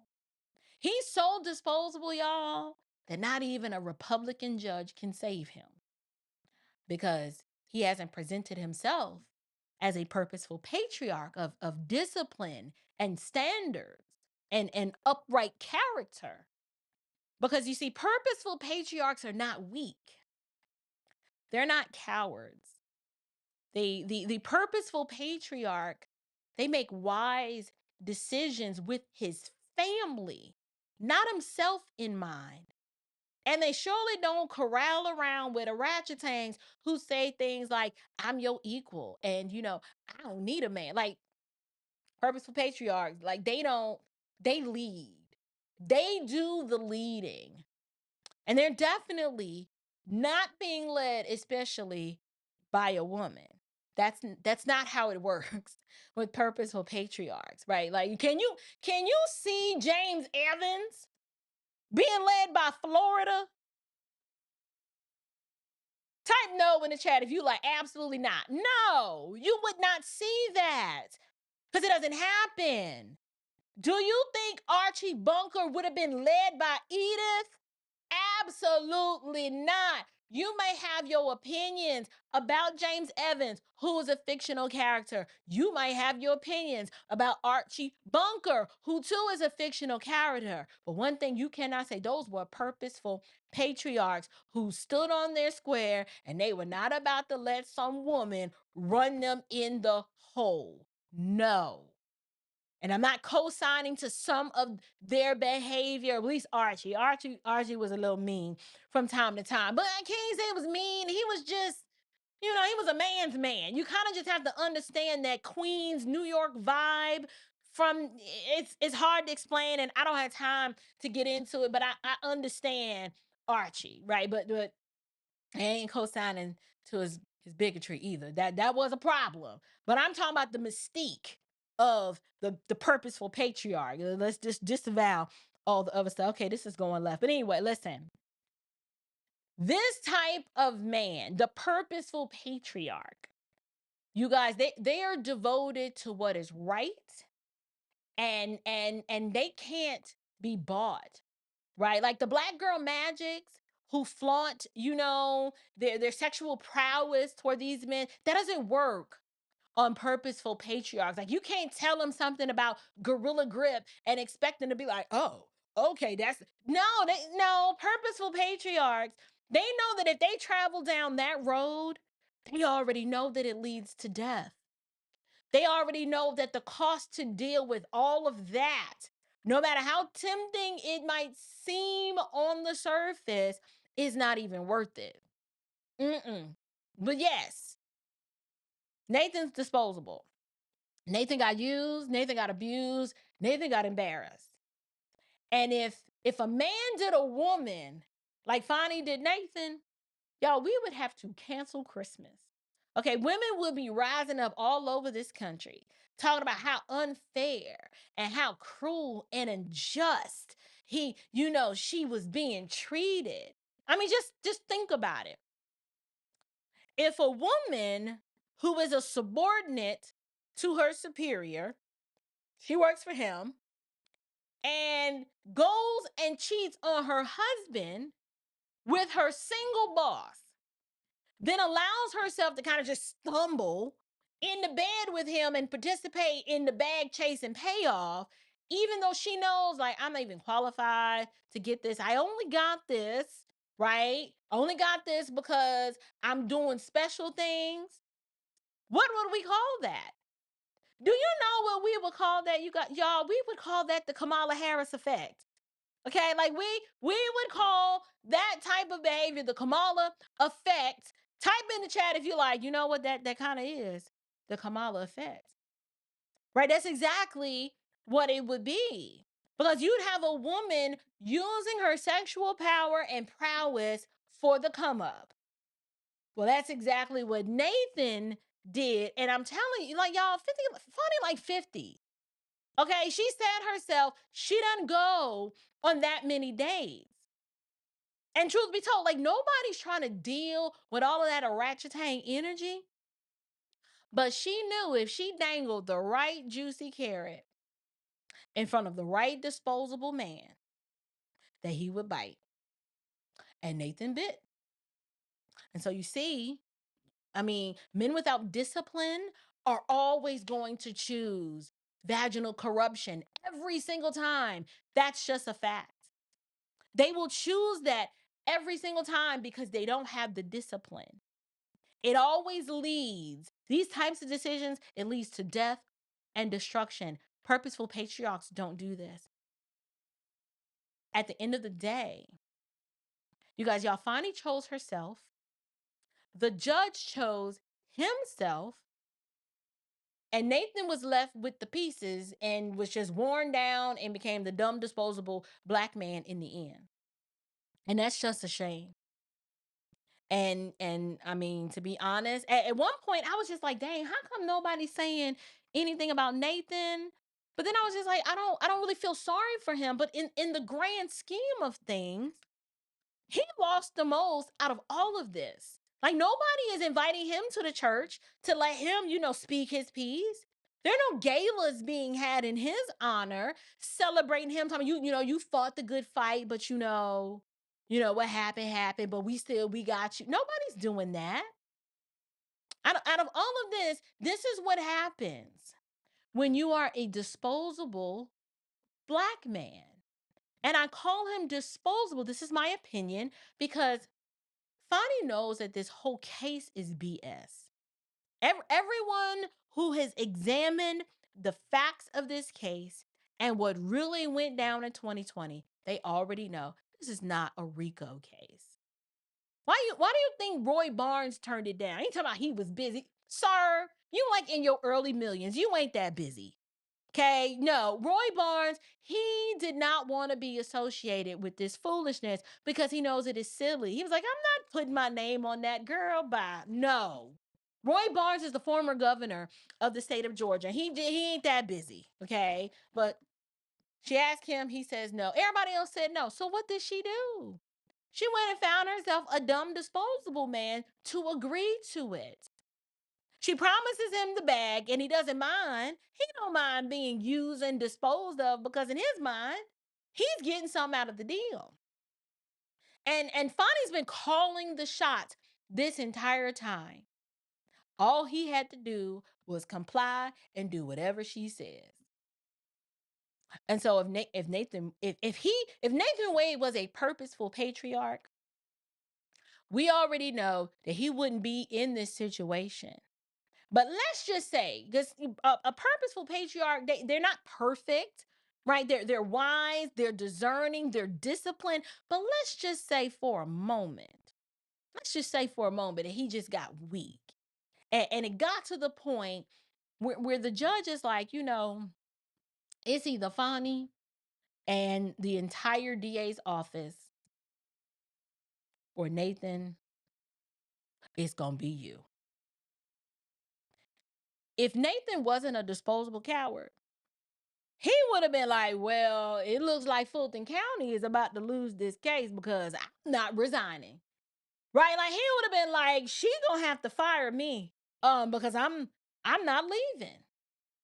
Now, I can't prove it, but I can only imagine Fonnie told him, like, listen, you already know what this is. You're disposable.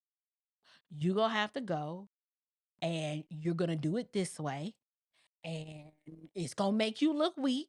Yes, it will, but it's okay because you've always been disposable. And I most definitely, I'm not going down having this case removed from me. I got aspirations. I got my eyes, maybe I have my eyes set on the governor's mansion or maybe attorney general, or who knows what she has her sights set on. So she's like, I'm not about to be removed. So Nathan, it looks like you're going to have to be the sacrificial lamb. You're the one that's going to resign. And that judge told Fonnie, you can't be with your man and have this case. And so what did she do? Like all the ratchet tangs do, they choose themselves all day, every day, and twice on Sundays. They always choose themselves.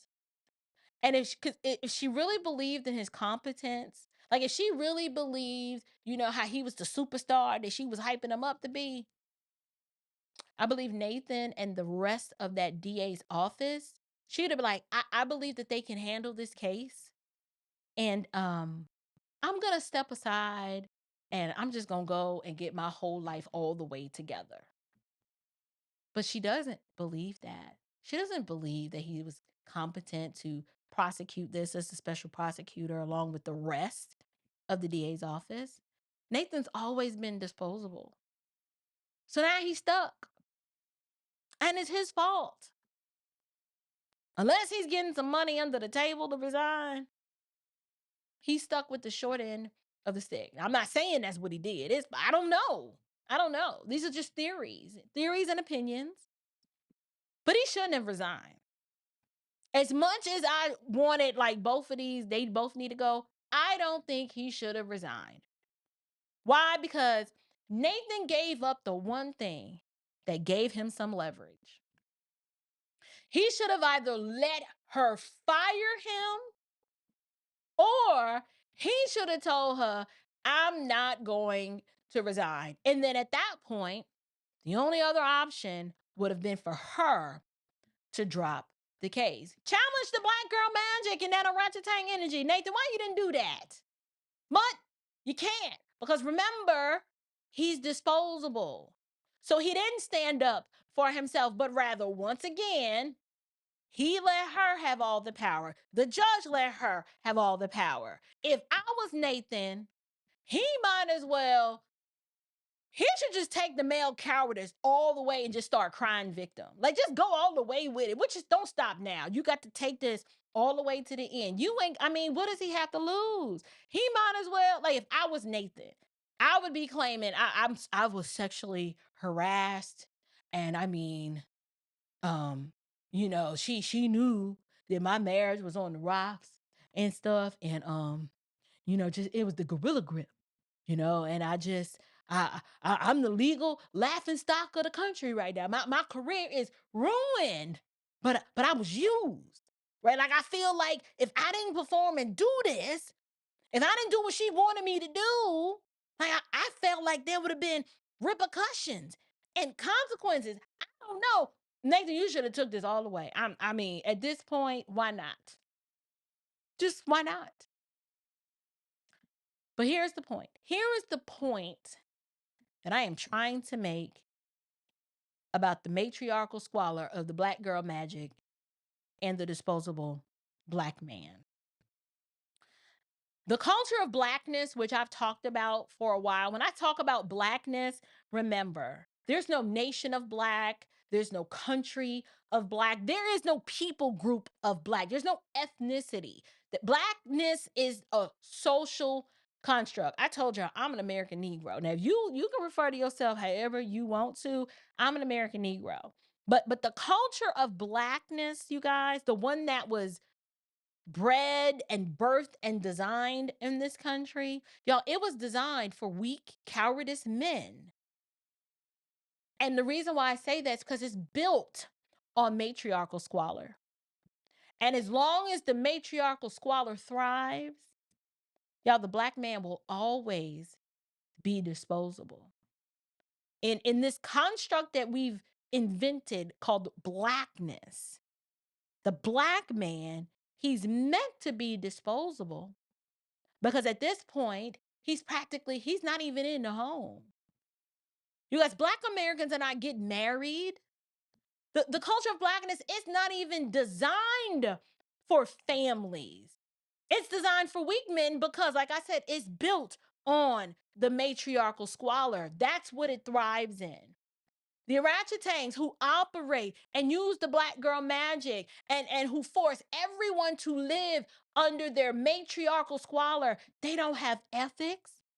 And this was demonstrated when this whole ongoing affair with the married man, and then had the nerve to threaten his wife.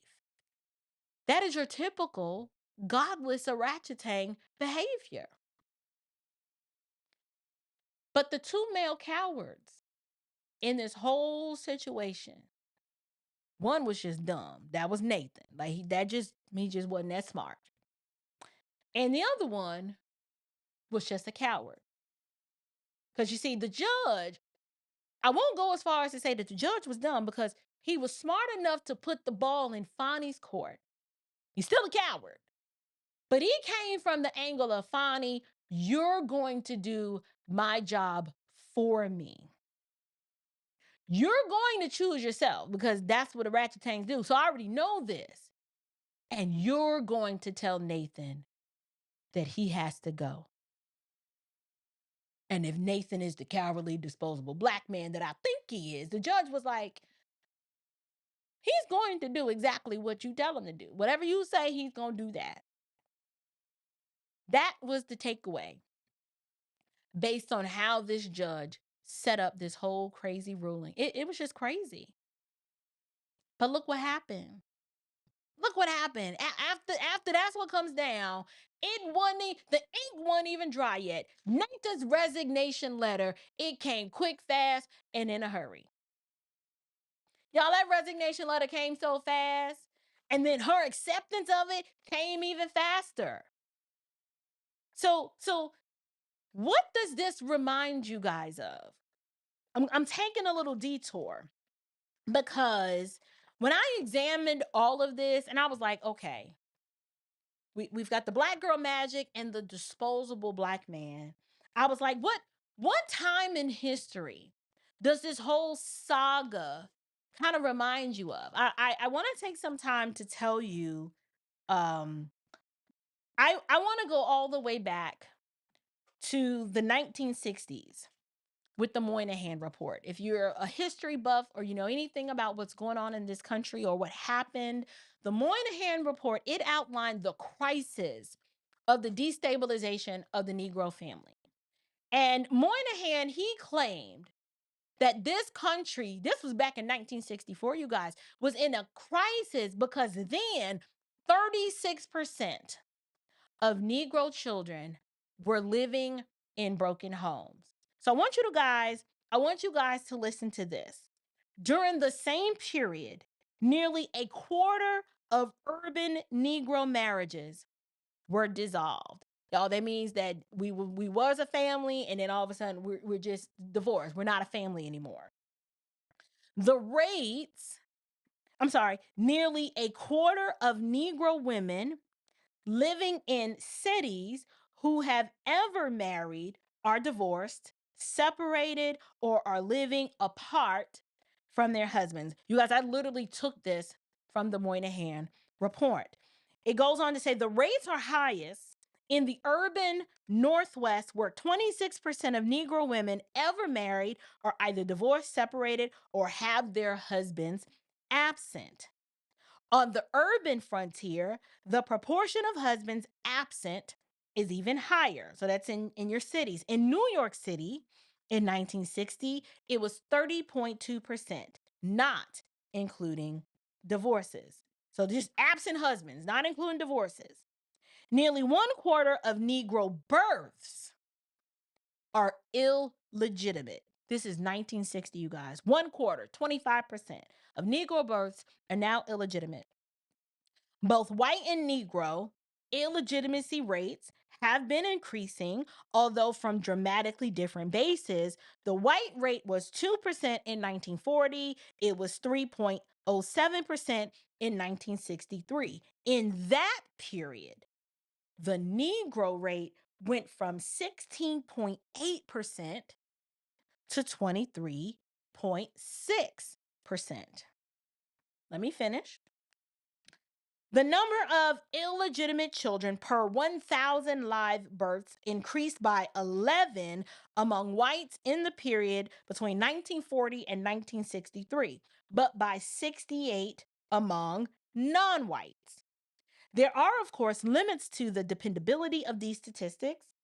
There are almost certainly a considerable number of Negro children who, although technically illegitimate, are in fact the offspring of stable unions. On the other hand, it may be assumed that many births that are in fact illegitimate are recorded otherwise.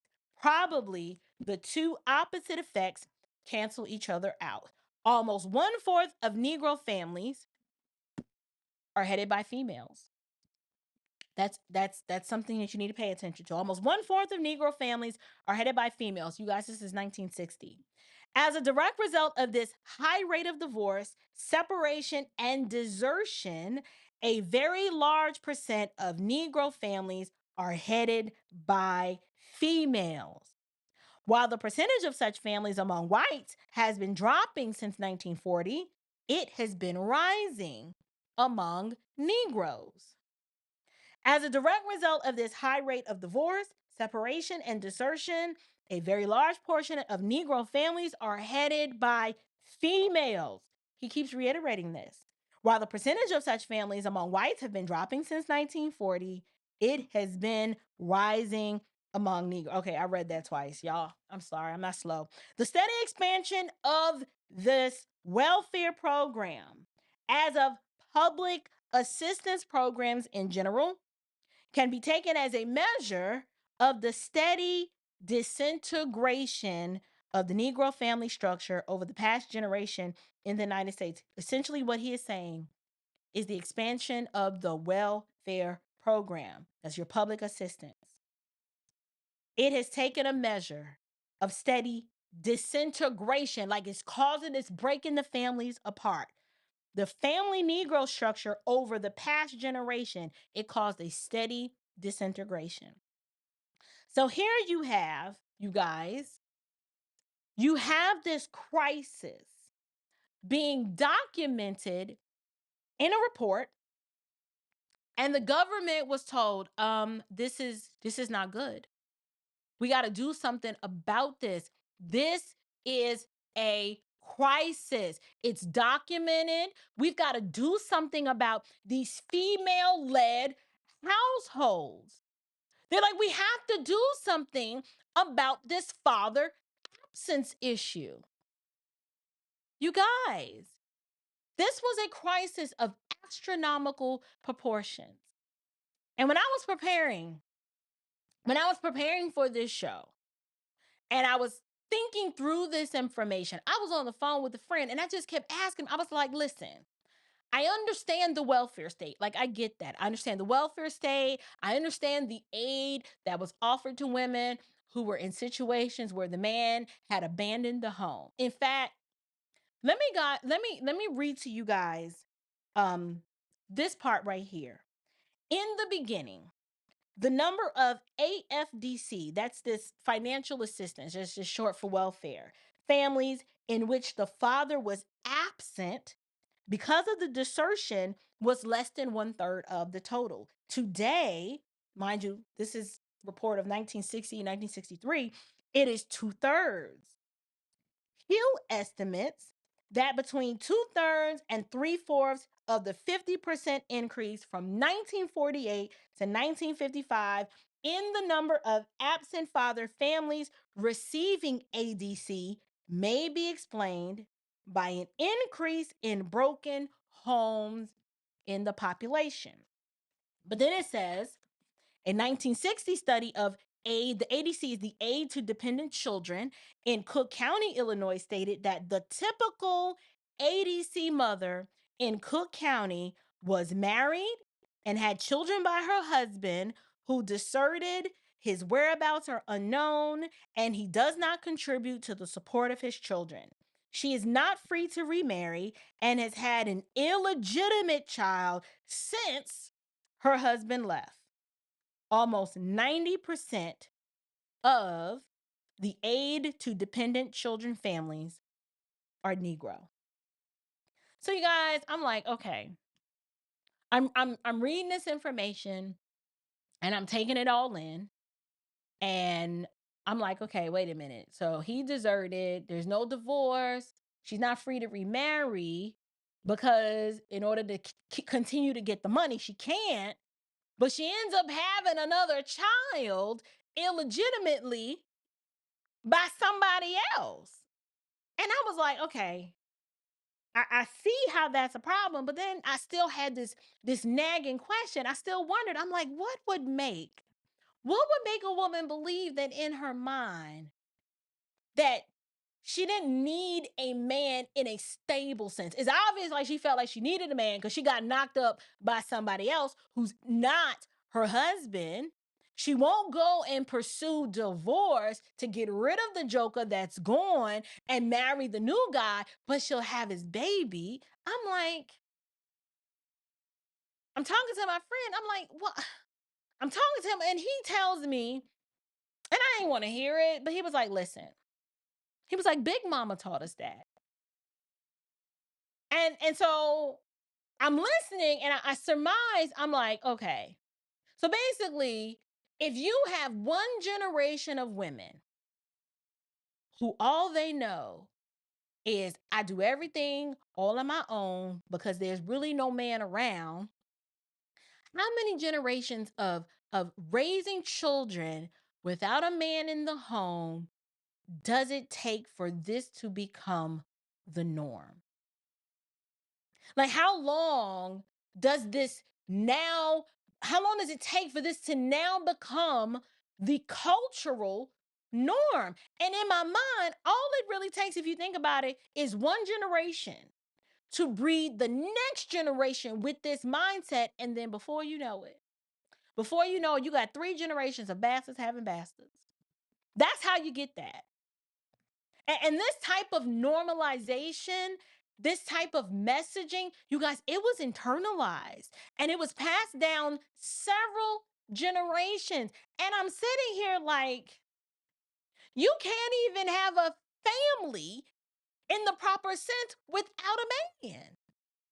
And I wondered, I'm like, is this some kind of Stockholm syndrome? Or like, I don't even know what you call it. Because I understand. I understand being presented with government aid as an option. Believe me, I get it. Because there are some times when you're like, listen, we're down really bad.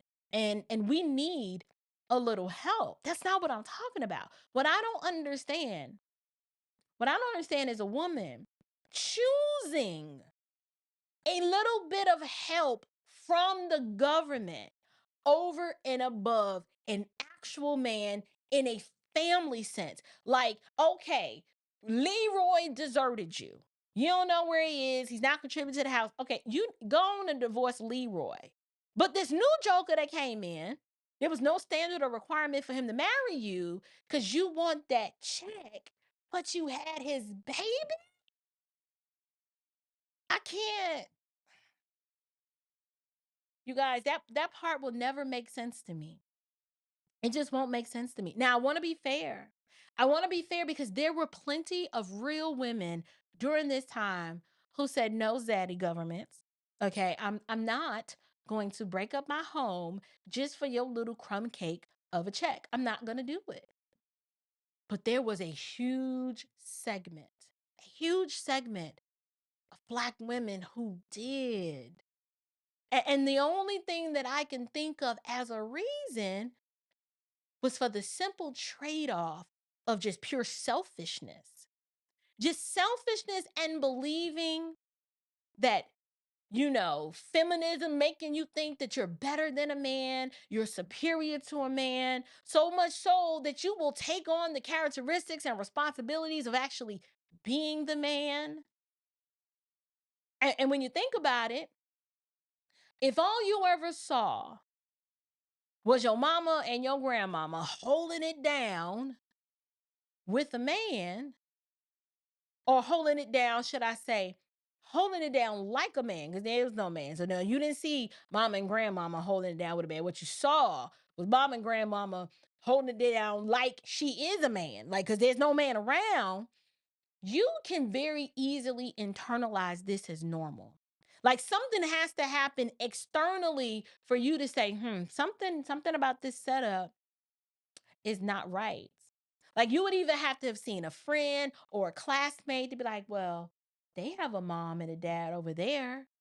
And I mean, they're just, they kind of struggling a little bit, but they seem happy and they're making good decisions. Like, why are we over here? And his mama and his grandmama and it's me and my sister and all my sisters having babies and I'm on my way to have a baby. Like something, you have to see something to be like, something has to come along to be like, something about this setup is not right. And I don't know what that something is, but I thank God. I thank God for his grace and I thank him for his mercy, because had it not been for the Lord doing a work in my heart, y'all, that could have been me. Because I didn't see it growing up. I could have thought that, well, this is just how we do. Women, we hold it down because of the Black girl magic. Like we don't need the man. He's extra, right? I want you guys to think about how the motif of the strong Black woman, how it is celebrated in Black culture. Like think about how for decades you were given the strong Black woman title as this badge of honor. And I wonder, like, do we leave room for the possibility that such an attitude could have possibly led to this air of superiority that will have you just bathing in your own glory? I mean, Fani Willis is the one who told us that she don't need a man to do nothing for her. He's a companion, but I don't need him to do nothing for me. And we can look at Ebony K. Williams. Like these women are out here trying to birth whole families without a man. They have no problem emasculating a man and turning their nose up to a man, because deep down on the inside of them, these women think that they are better than a man. I know this is my Baptist preacher close. I'm about through, but I'm going to make this declarative statement that is super bold, right? And it's probably going to, get a whole lot of people upset. But that's fine. Like, have y'all ever known me to be like, oh, your feelings was hurt? Like, listen, just lean in. Y'all know how I do. Lean in. You got to brace yourself. So you be like, oh, okay, that one hurt. Listen, the Black woman or the idea of what we think of when we think of a Black woman, that is nothing more. That is a social construct. What do I mean? It's real. Oh, it's very real, but it's not normal. It is not normal to be that selfish. It is not normal to be that narcissistic. It is not normal to be that self-serving that you will choose yourself to the detriment and destruction of yourself and future generations. Now, when I say it's not normal, I'm not saying that it's not natural. That's not what I'm saying. Listen, I'm a Christian, right? So my Christian worldview forces me to acknowledge the depravity of man and the indwelling sin nature that all mankind has to contend with.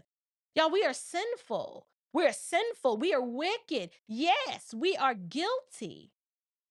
And our sin nature, it is indeed natural because we are by nature, we are children of wrath. So normal, it is not. It is not normal. God did not intend for us to be these lovers of self, inventors of evil, to be malicious and heartless and ruthless. But these are the consequences of sin. I'm always telling you, y'all, sin makes you stupid. But y'all, these scripture will set you straight. And you might be a young woman who's like, listen, all I know are 5 generations of orangutans.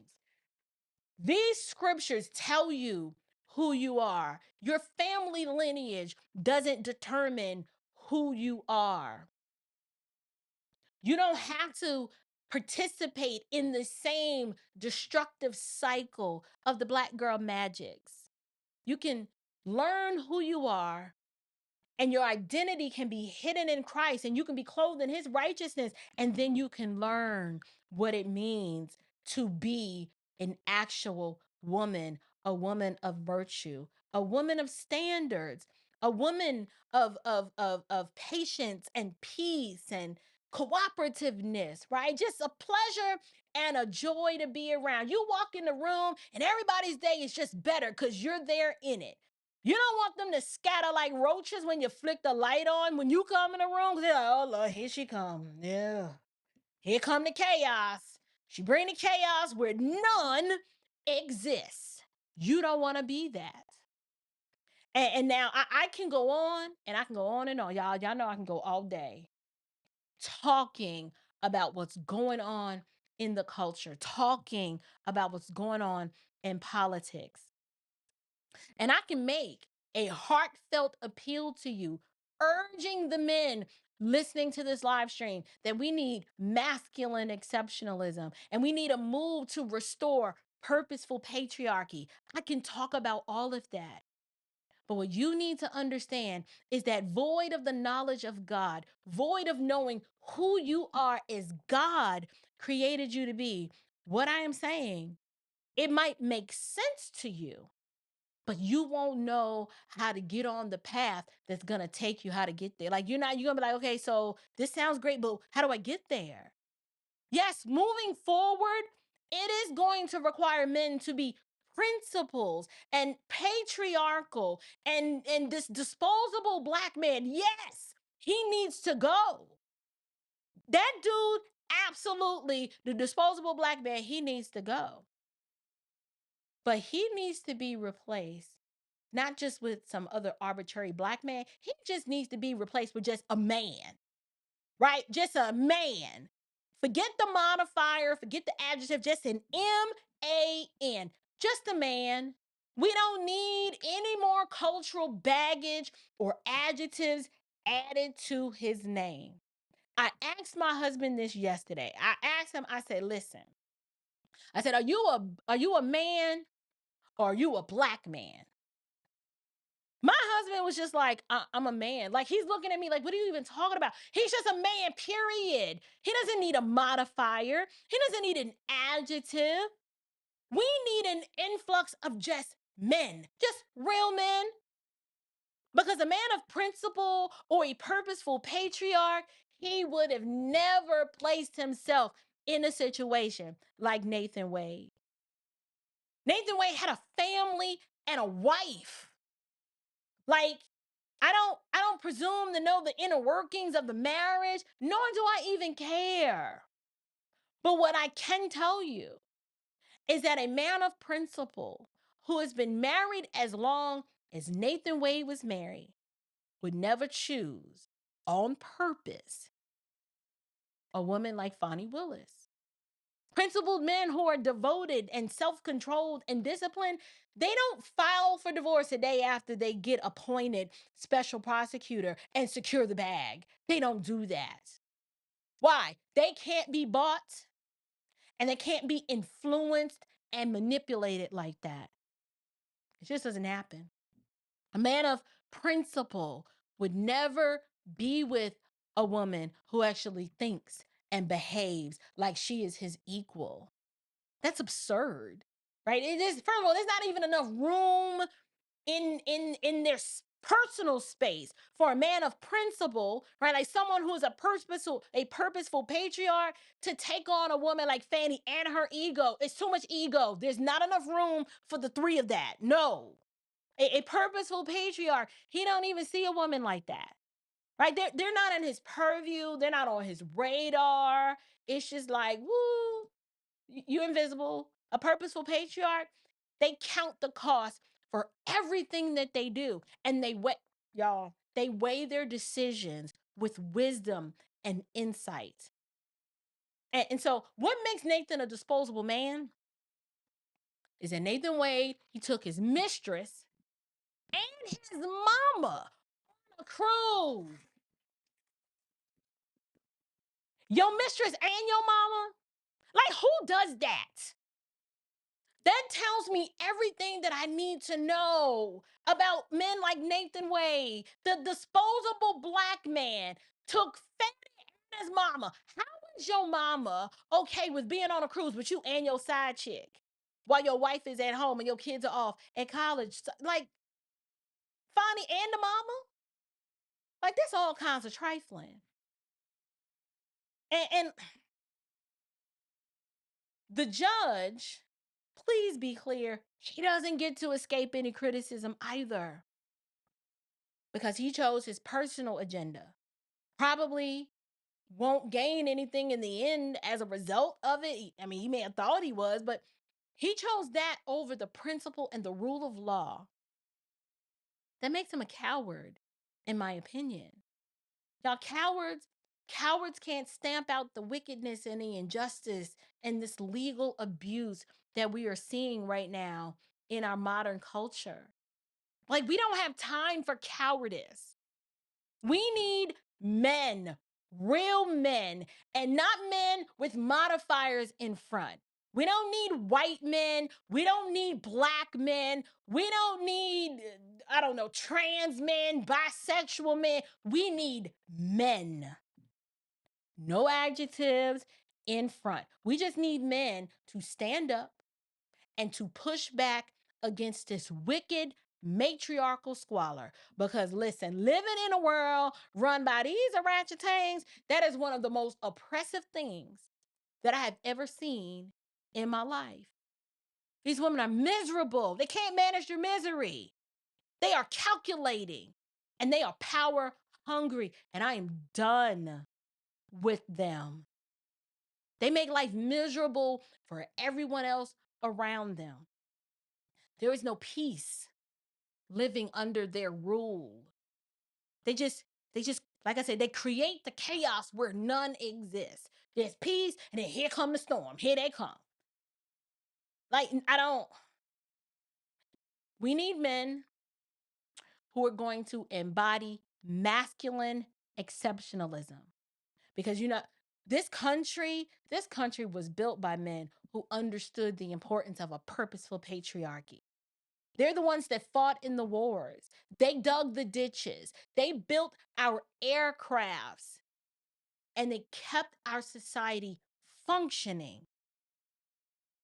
And by the grace of God, we've made it this far. So if you are a woman and you've been listening to me talk about this black girl magic,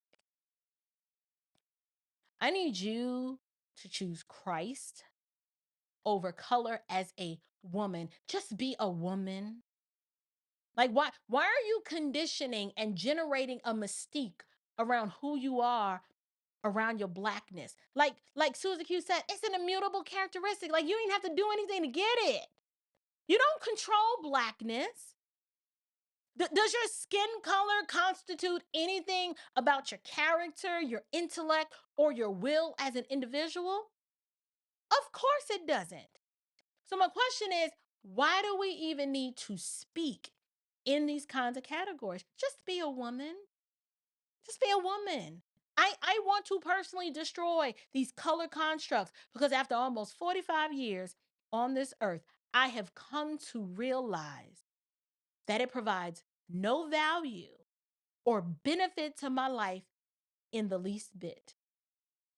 And so if anything, it is more of a hindrance and a burden for me to be constantly thinking on the forefront of my mind, well, I'm a black woman, and I'm a black woman, it comes with the black woman because, the white privilege and the black, like, I can't do it. I'm done. If you can't tell by now, I'm done. It keeps me from viewing myself as just an image bearer of God and a co-heir with Jesus Christ. And then on top of that, it comes with all this baggage, evil baggage that none of us had to contend with when we were just American Negroes, we was out here just struggling like everybody else. I don't want the baggage that comes with the blackness. Just I'll take the American Negro struggle any day over this mess. Because the disposable man, which was created by the matriarchal squalor of our past and our present, we don't realize is that the disposable black man, y'all, it is cancerous to your manhood because it makes you capitulate to how someone else wants you to think, how someone else thinks you should act versus how God commanded you to be and think and act. Because here's the trade-off. Either you're going to be a man just straight with no chaser, right? No modifiers, no adjectives, or you're going to be a black man. And then anytime you try to link a modifier to a noun, it comes with the baggage that you don't want. So if you're a Christian, if you're a pagan, this message, you're going to be like, well, this is all I know. Yes, I know it's tied to your identity. I'm talking to the men, my purposeful patriarchs who are free in Christ Jesus, who I don't need all this secular humanistic baggage that the culture tries to put on my back.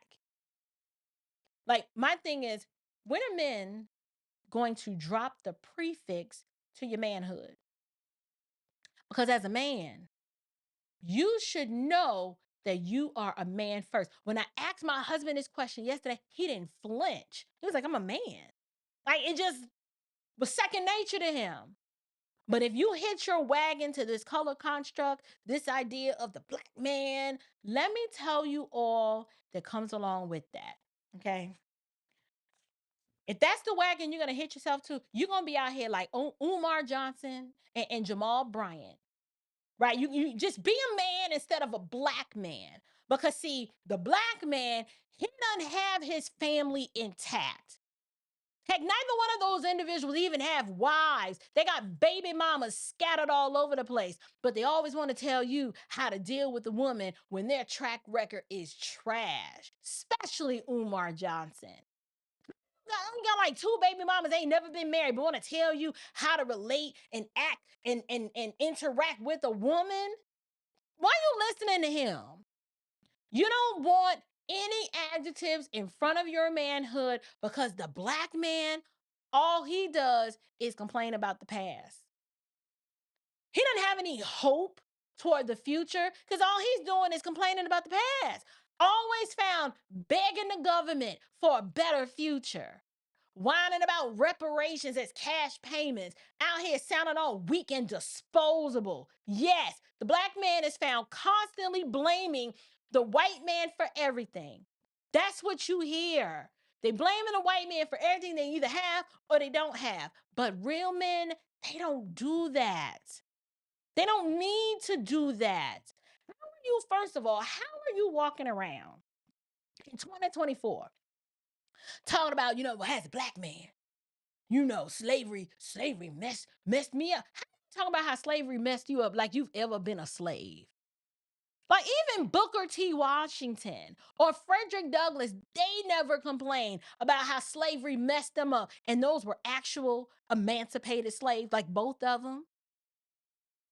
Real American Negroes dealt with horrific conditions.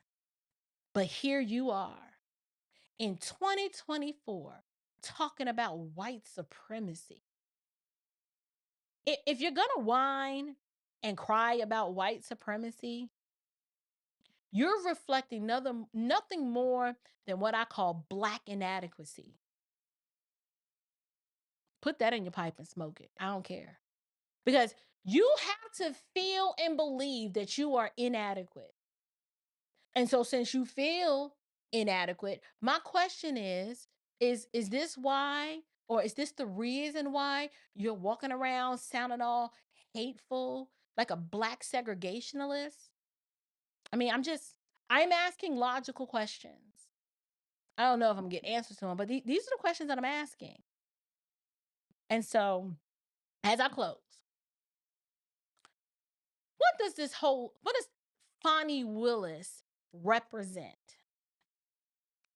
She represents the toxic Black girl magic and the matriarchal squalor that is now running rampant in our homes. It's in our churches. It's in our schools and our university systems. And it's in all spheres of government.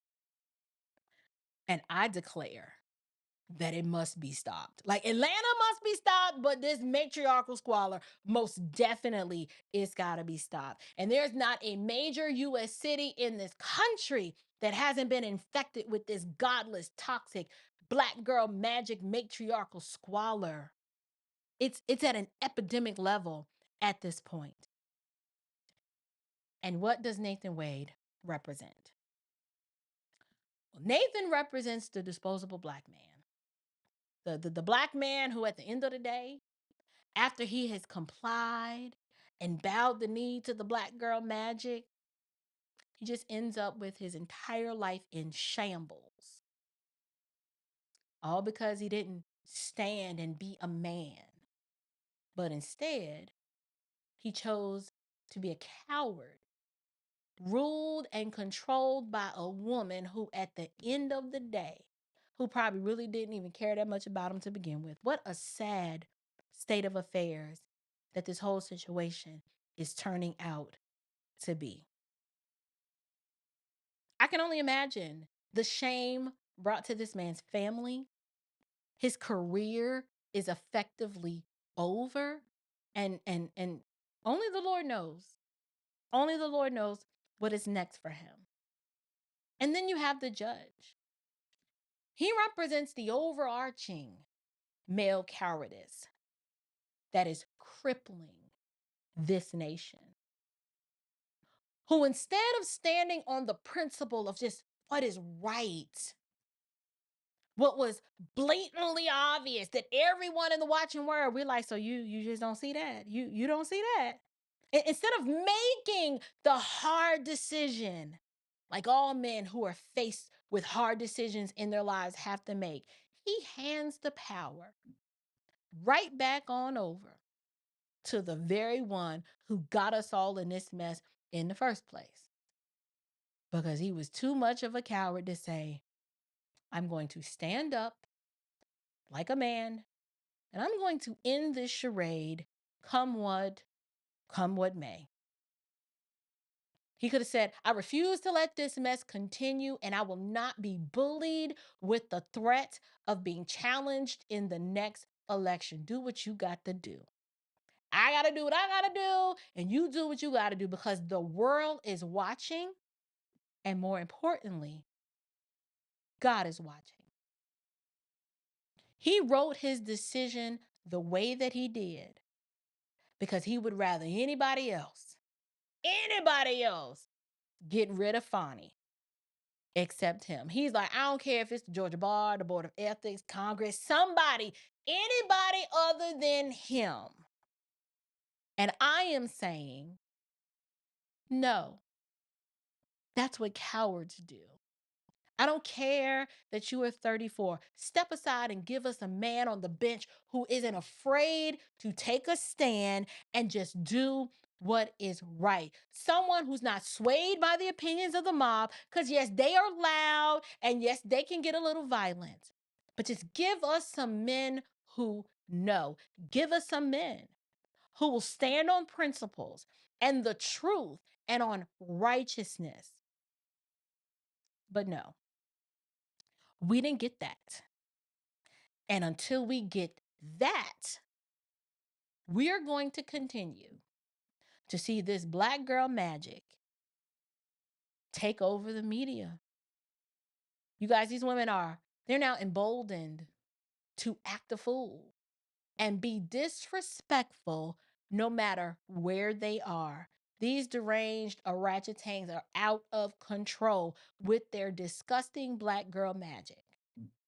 And these women have not only destroyed media, they are effectively destroying the country, and they're being allowed to do so. Because in my opinion, men are not standing up to them and putting these broads in their place.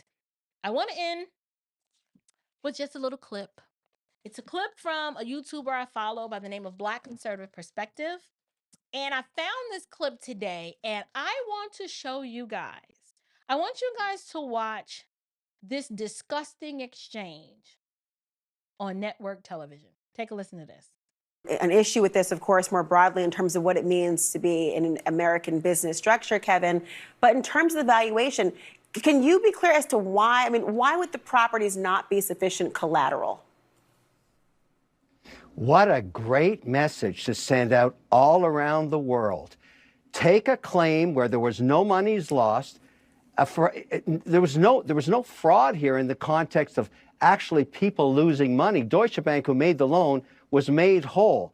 And let's make a penalty of $500 million against a crime, apparently, where no monies were lost. Great message for New York. Great message for America. Bring your capital because we'll protect your property. I think that was a statement that would be much better made sometime in Venezuela. I'm not kidding. That's a scary, scary message. And by the way, there are no such thing as $500 million bonds. The marketplace. There are no $500 million bonds. Never been done before. Never. This law has never been applied. Forget about Trump. Nothing to do with Trump. Everything to do about America and the New York brand. I love this state. My children live here. A horrible message to everybody around the world watching this. Absolutely horrific. Well, this wait, case Kevin, goes but hold on a second. Kevin, Trump what would will be be gone one day. This hold on a attorney's second. general will be gone one day. And this I is have what a you want to wonderful tell voice, people and around it the won't world. be talked This over. is how we Kevin treat money O'Leary, in America. I would like to This hear what you have is to not say, but America. what are you doing?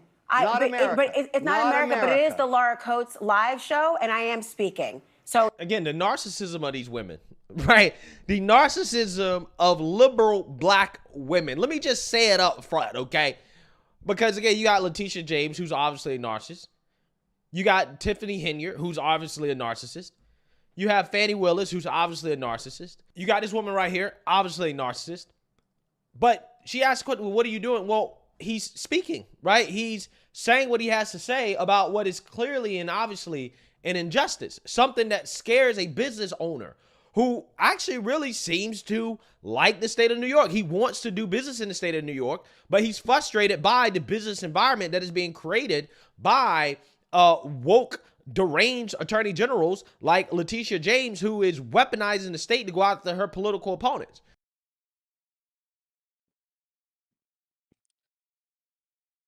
So you guys, I'm ending with that clip because the clip starts off fine.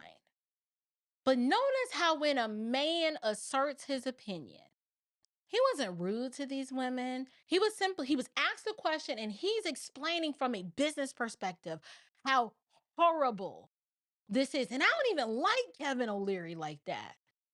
But this chick, the chick in the middle, she refused to let him finish.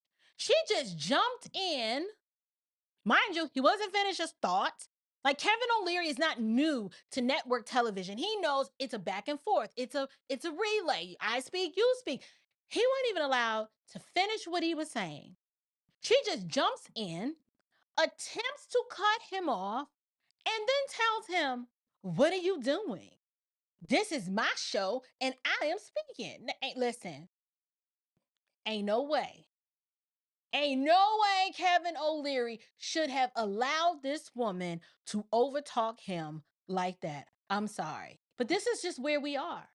All I'm saying is, when we get some men who put these chicks in their place, because this is unsustainable.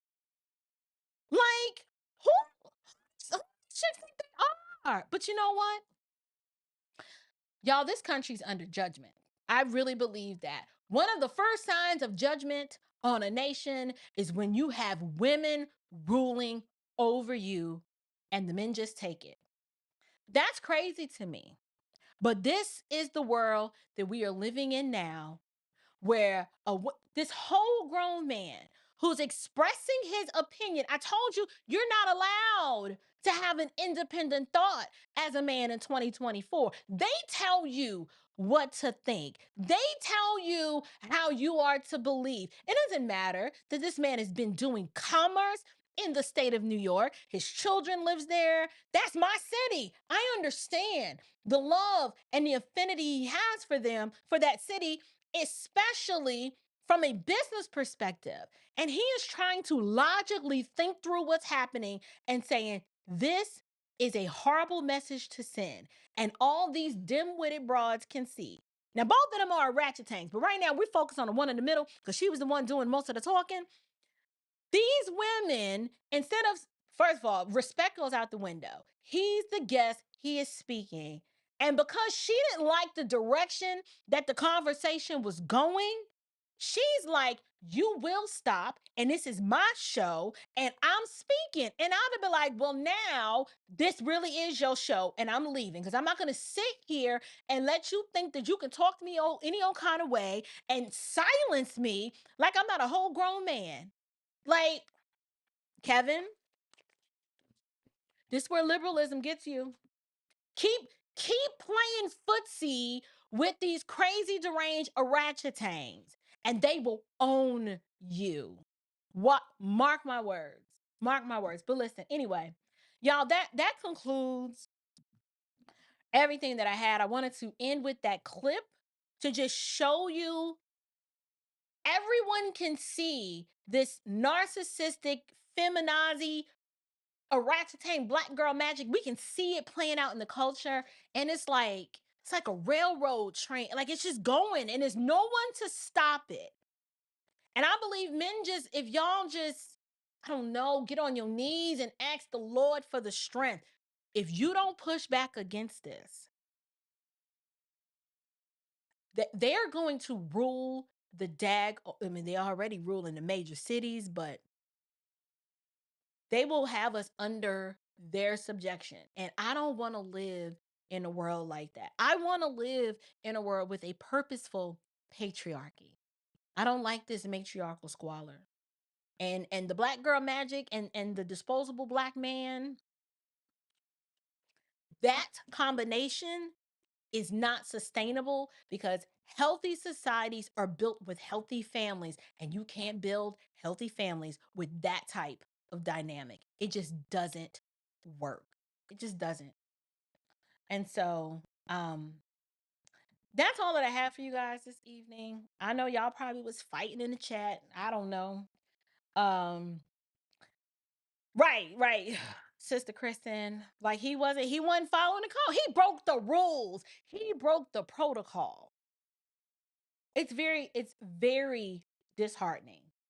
But this country, yes, I believe the country is under judgment. I have finally accepted that. So many sacred Rubicons have been crossed. That is correct. That is correct. The only other announcements that I have for you guys before I go is the Relational Lifestyle Online Summit. As you guys know, I'm a Christian, but I'm a homeschooling mom. And whenever there are events going on that I believe that will be valuable to the homeschool community, or just that are going to foster and strengthen family life, because I'm all about being devoted family builders, I always want to bring that information to you guys. So in a couple of weeks, April 8th through the 12th, there is a free online summit. Like, you don't even have to leave the house. You don't have to dress the kids. You can be in your fuzzy slippers and your old raggedy bathrobe for all I care. Nobody cares. I just want to see you there. I want you to go in the description box and register for the Relational Lifestyle Summit. And there are over 25 speakers that are going to teach you how, yes, homeschool academics are important, but creating a family life, a family structure, a relational lifestyle that that your children carry with you for the rest of their lives, so that they can in turn build purposeful patriarchy and to be a devoted family builder themselves. These speakers are going to be talking about various topics that have to do with that. And so my contribution to combat the black girl magic and the ratchetang energy is to promote events like this, where we are learning and encouraging one another and empowering one another to build strong, healthy families. Because without strong, healthy families, society, it's just not looking really good. And so it's funny how right during this whole situation with this content that I've been doing lately, that this event is taking place. So I want you to go and click the link in the description box. I want you to register, and I will see you at the Relational Lifestyle Online Summit. I wanted to tell you guys about that. I think that was all that I have for you tonight. Outside of the fact that I did drop and introduce my first digital download mini. It's a mini Bible studies, not too overwhelming, not too high level, theological, systematic. It's just something simple. As we are talking about this Fani Willis, Nathan Wade situation, y'all, there's repentance needed all the way around. And I pinned this simple 28-page digital download Bible study called True Repentance. And it's based on the story of David and Bathsheba. As you know, King David sinned greatly by not only sleeping with another man's wife, but then taking and attempting to hide his sin a little further by not trying. He actually had the woman he had the adulterous affair with. He had her husband killed in the line of duty, like on purpose, because he got Bathsheba pregnant and he needed to kind of hide his sin. But what we learn, these stories are recorded in scripture, not so we can go and be like David Jamal Bryant and go get other people pregnant. That's not why it's recorded. These stories are recorded for our learning, so that we can see that, yes, this was a man of God who sinned greatly before the Lord, but the story teaches us what true repentance looks like.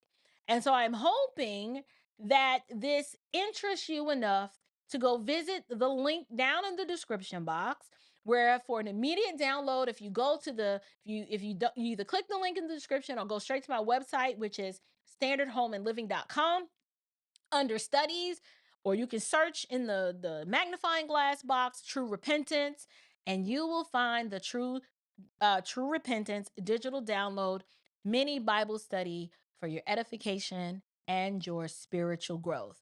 It's great to talk about these kinds of topics and to bring them to your awareness, but it's also important. I gotta point people to Christ, and I have to point people like, okay, yes, the culture is trash, but as people of God, how should we be functioning? And we should be functioning by building healthy families, by calling out the wickedness when we see it, being a light in dark places, and keeping our minds and hearts focused on what true repentance looks like. So that's available for you. I hope you guys have an amazing rest of the week. I will probably, as time allows, drop some videos and some shorts and chop this one up into a million pieces and put it out for your visual consumption. And Lord willing, I'll have a show this Friday. And Lord willing, we'll have our Bible study in 1 Peter this Saturday. And the 1 Peter Bible study of week 3 is now available on the website. I got behind, and then I ain't gonna lie, I forgot.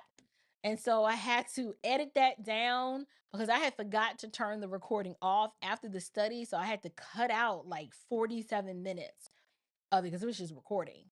And so, but that's up and it's available now. So I love you guys. I hope you have an amazing rest of your week. Enjoy, Lord willing, your Wednesday and your Thursday. And until next time, I will see you guys on Friday. Love you bunches. Grace and peace.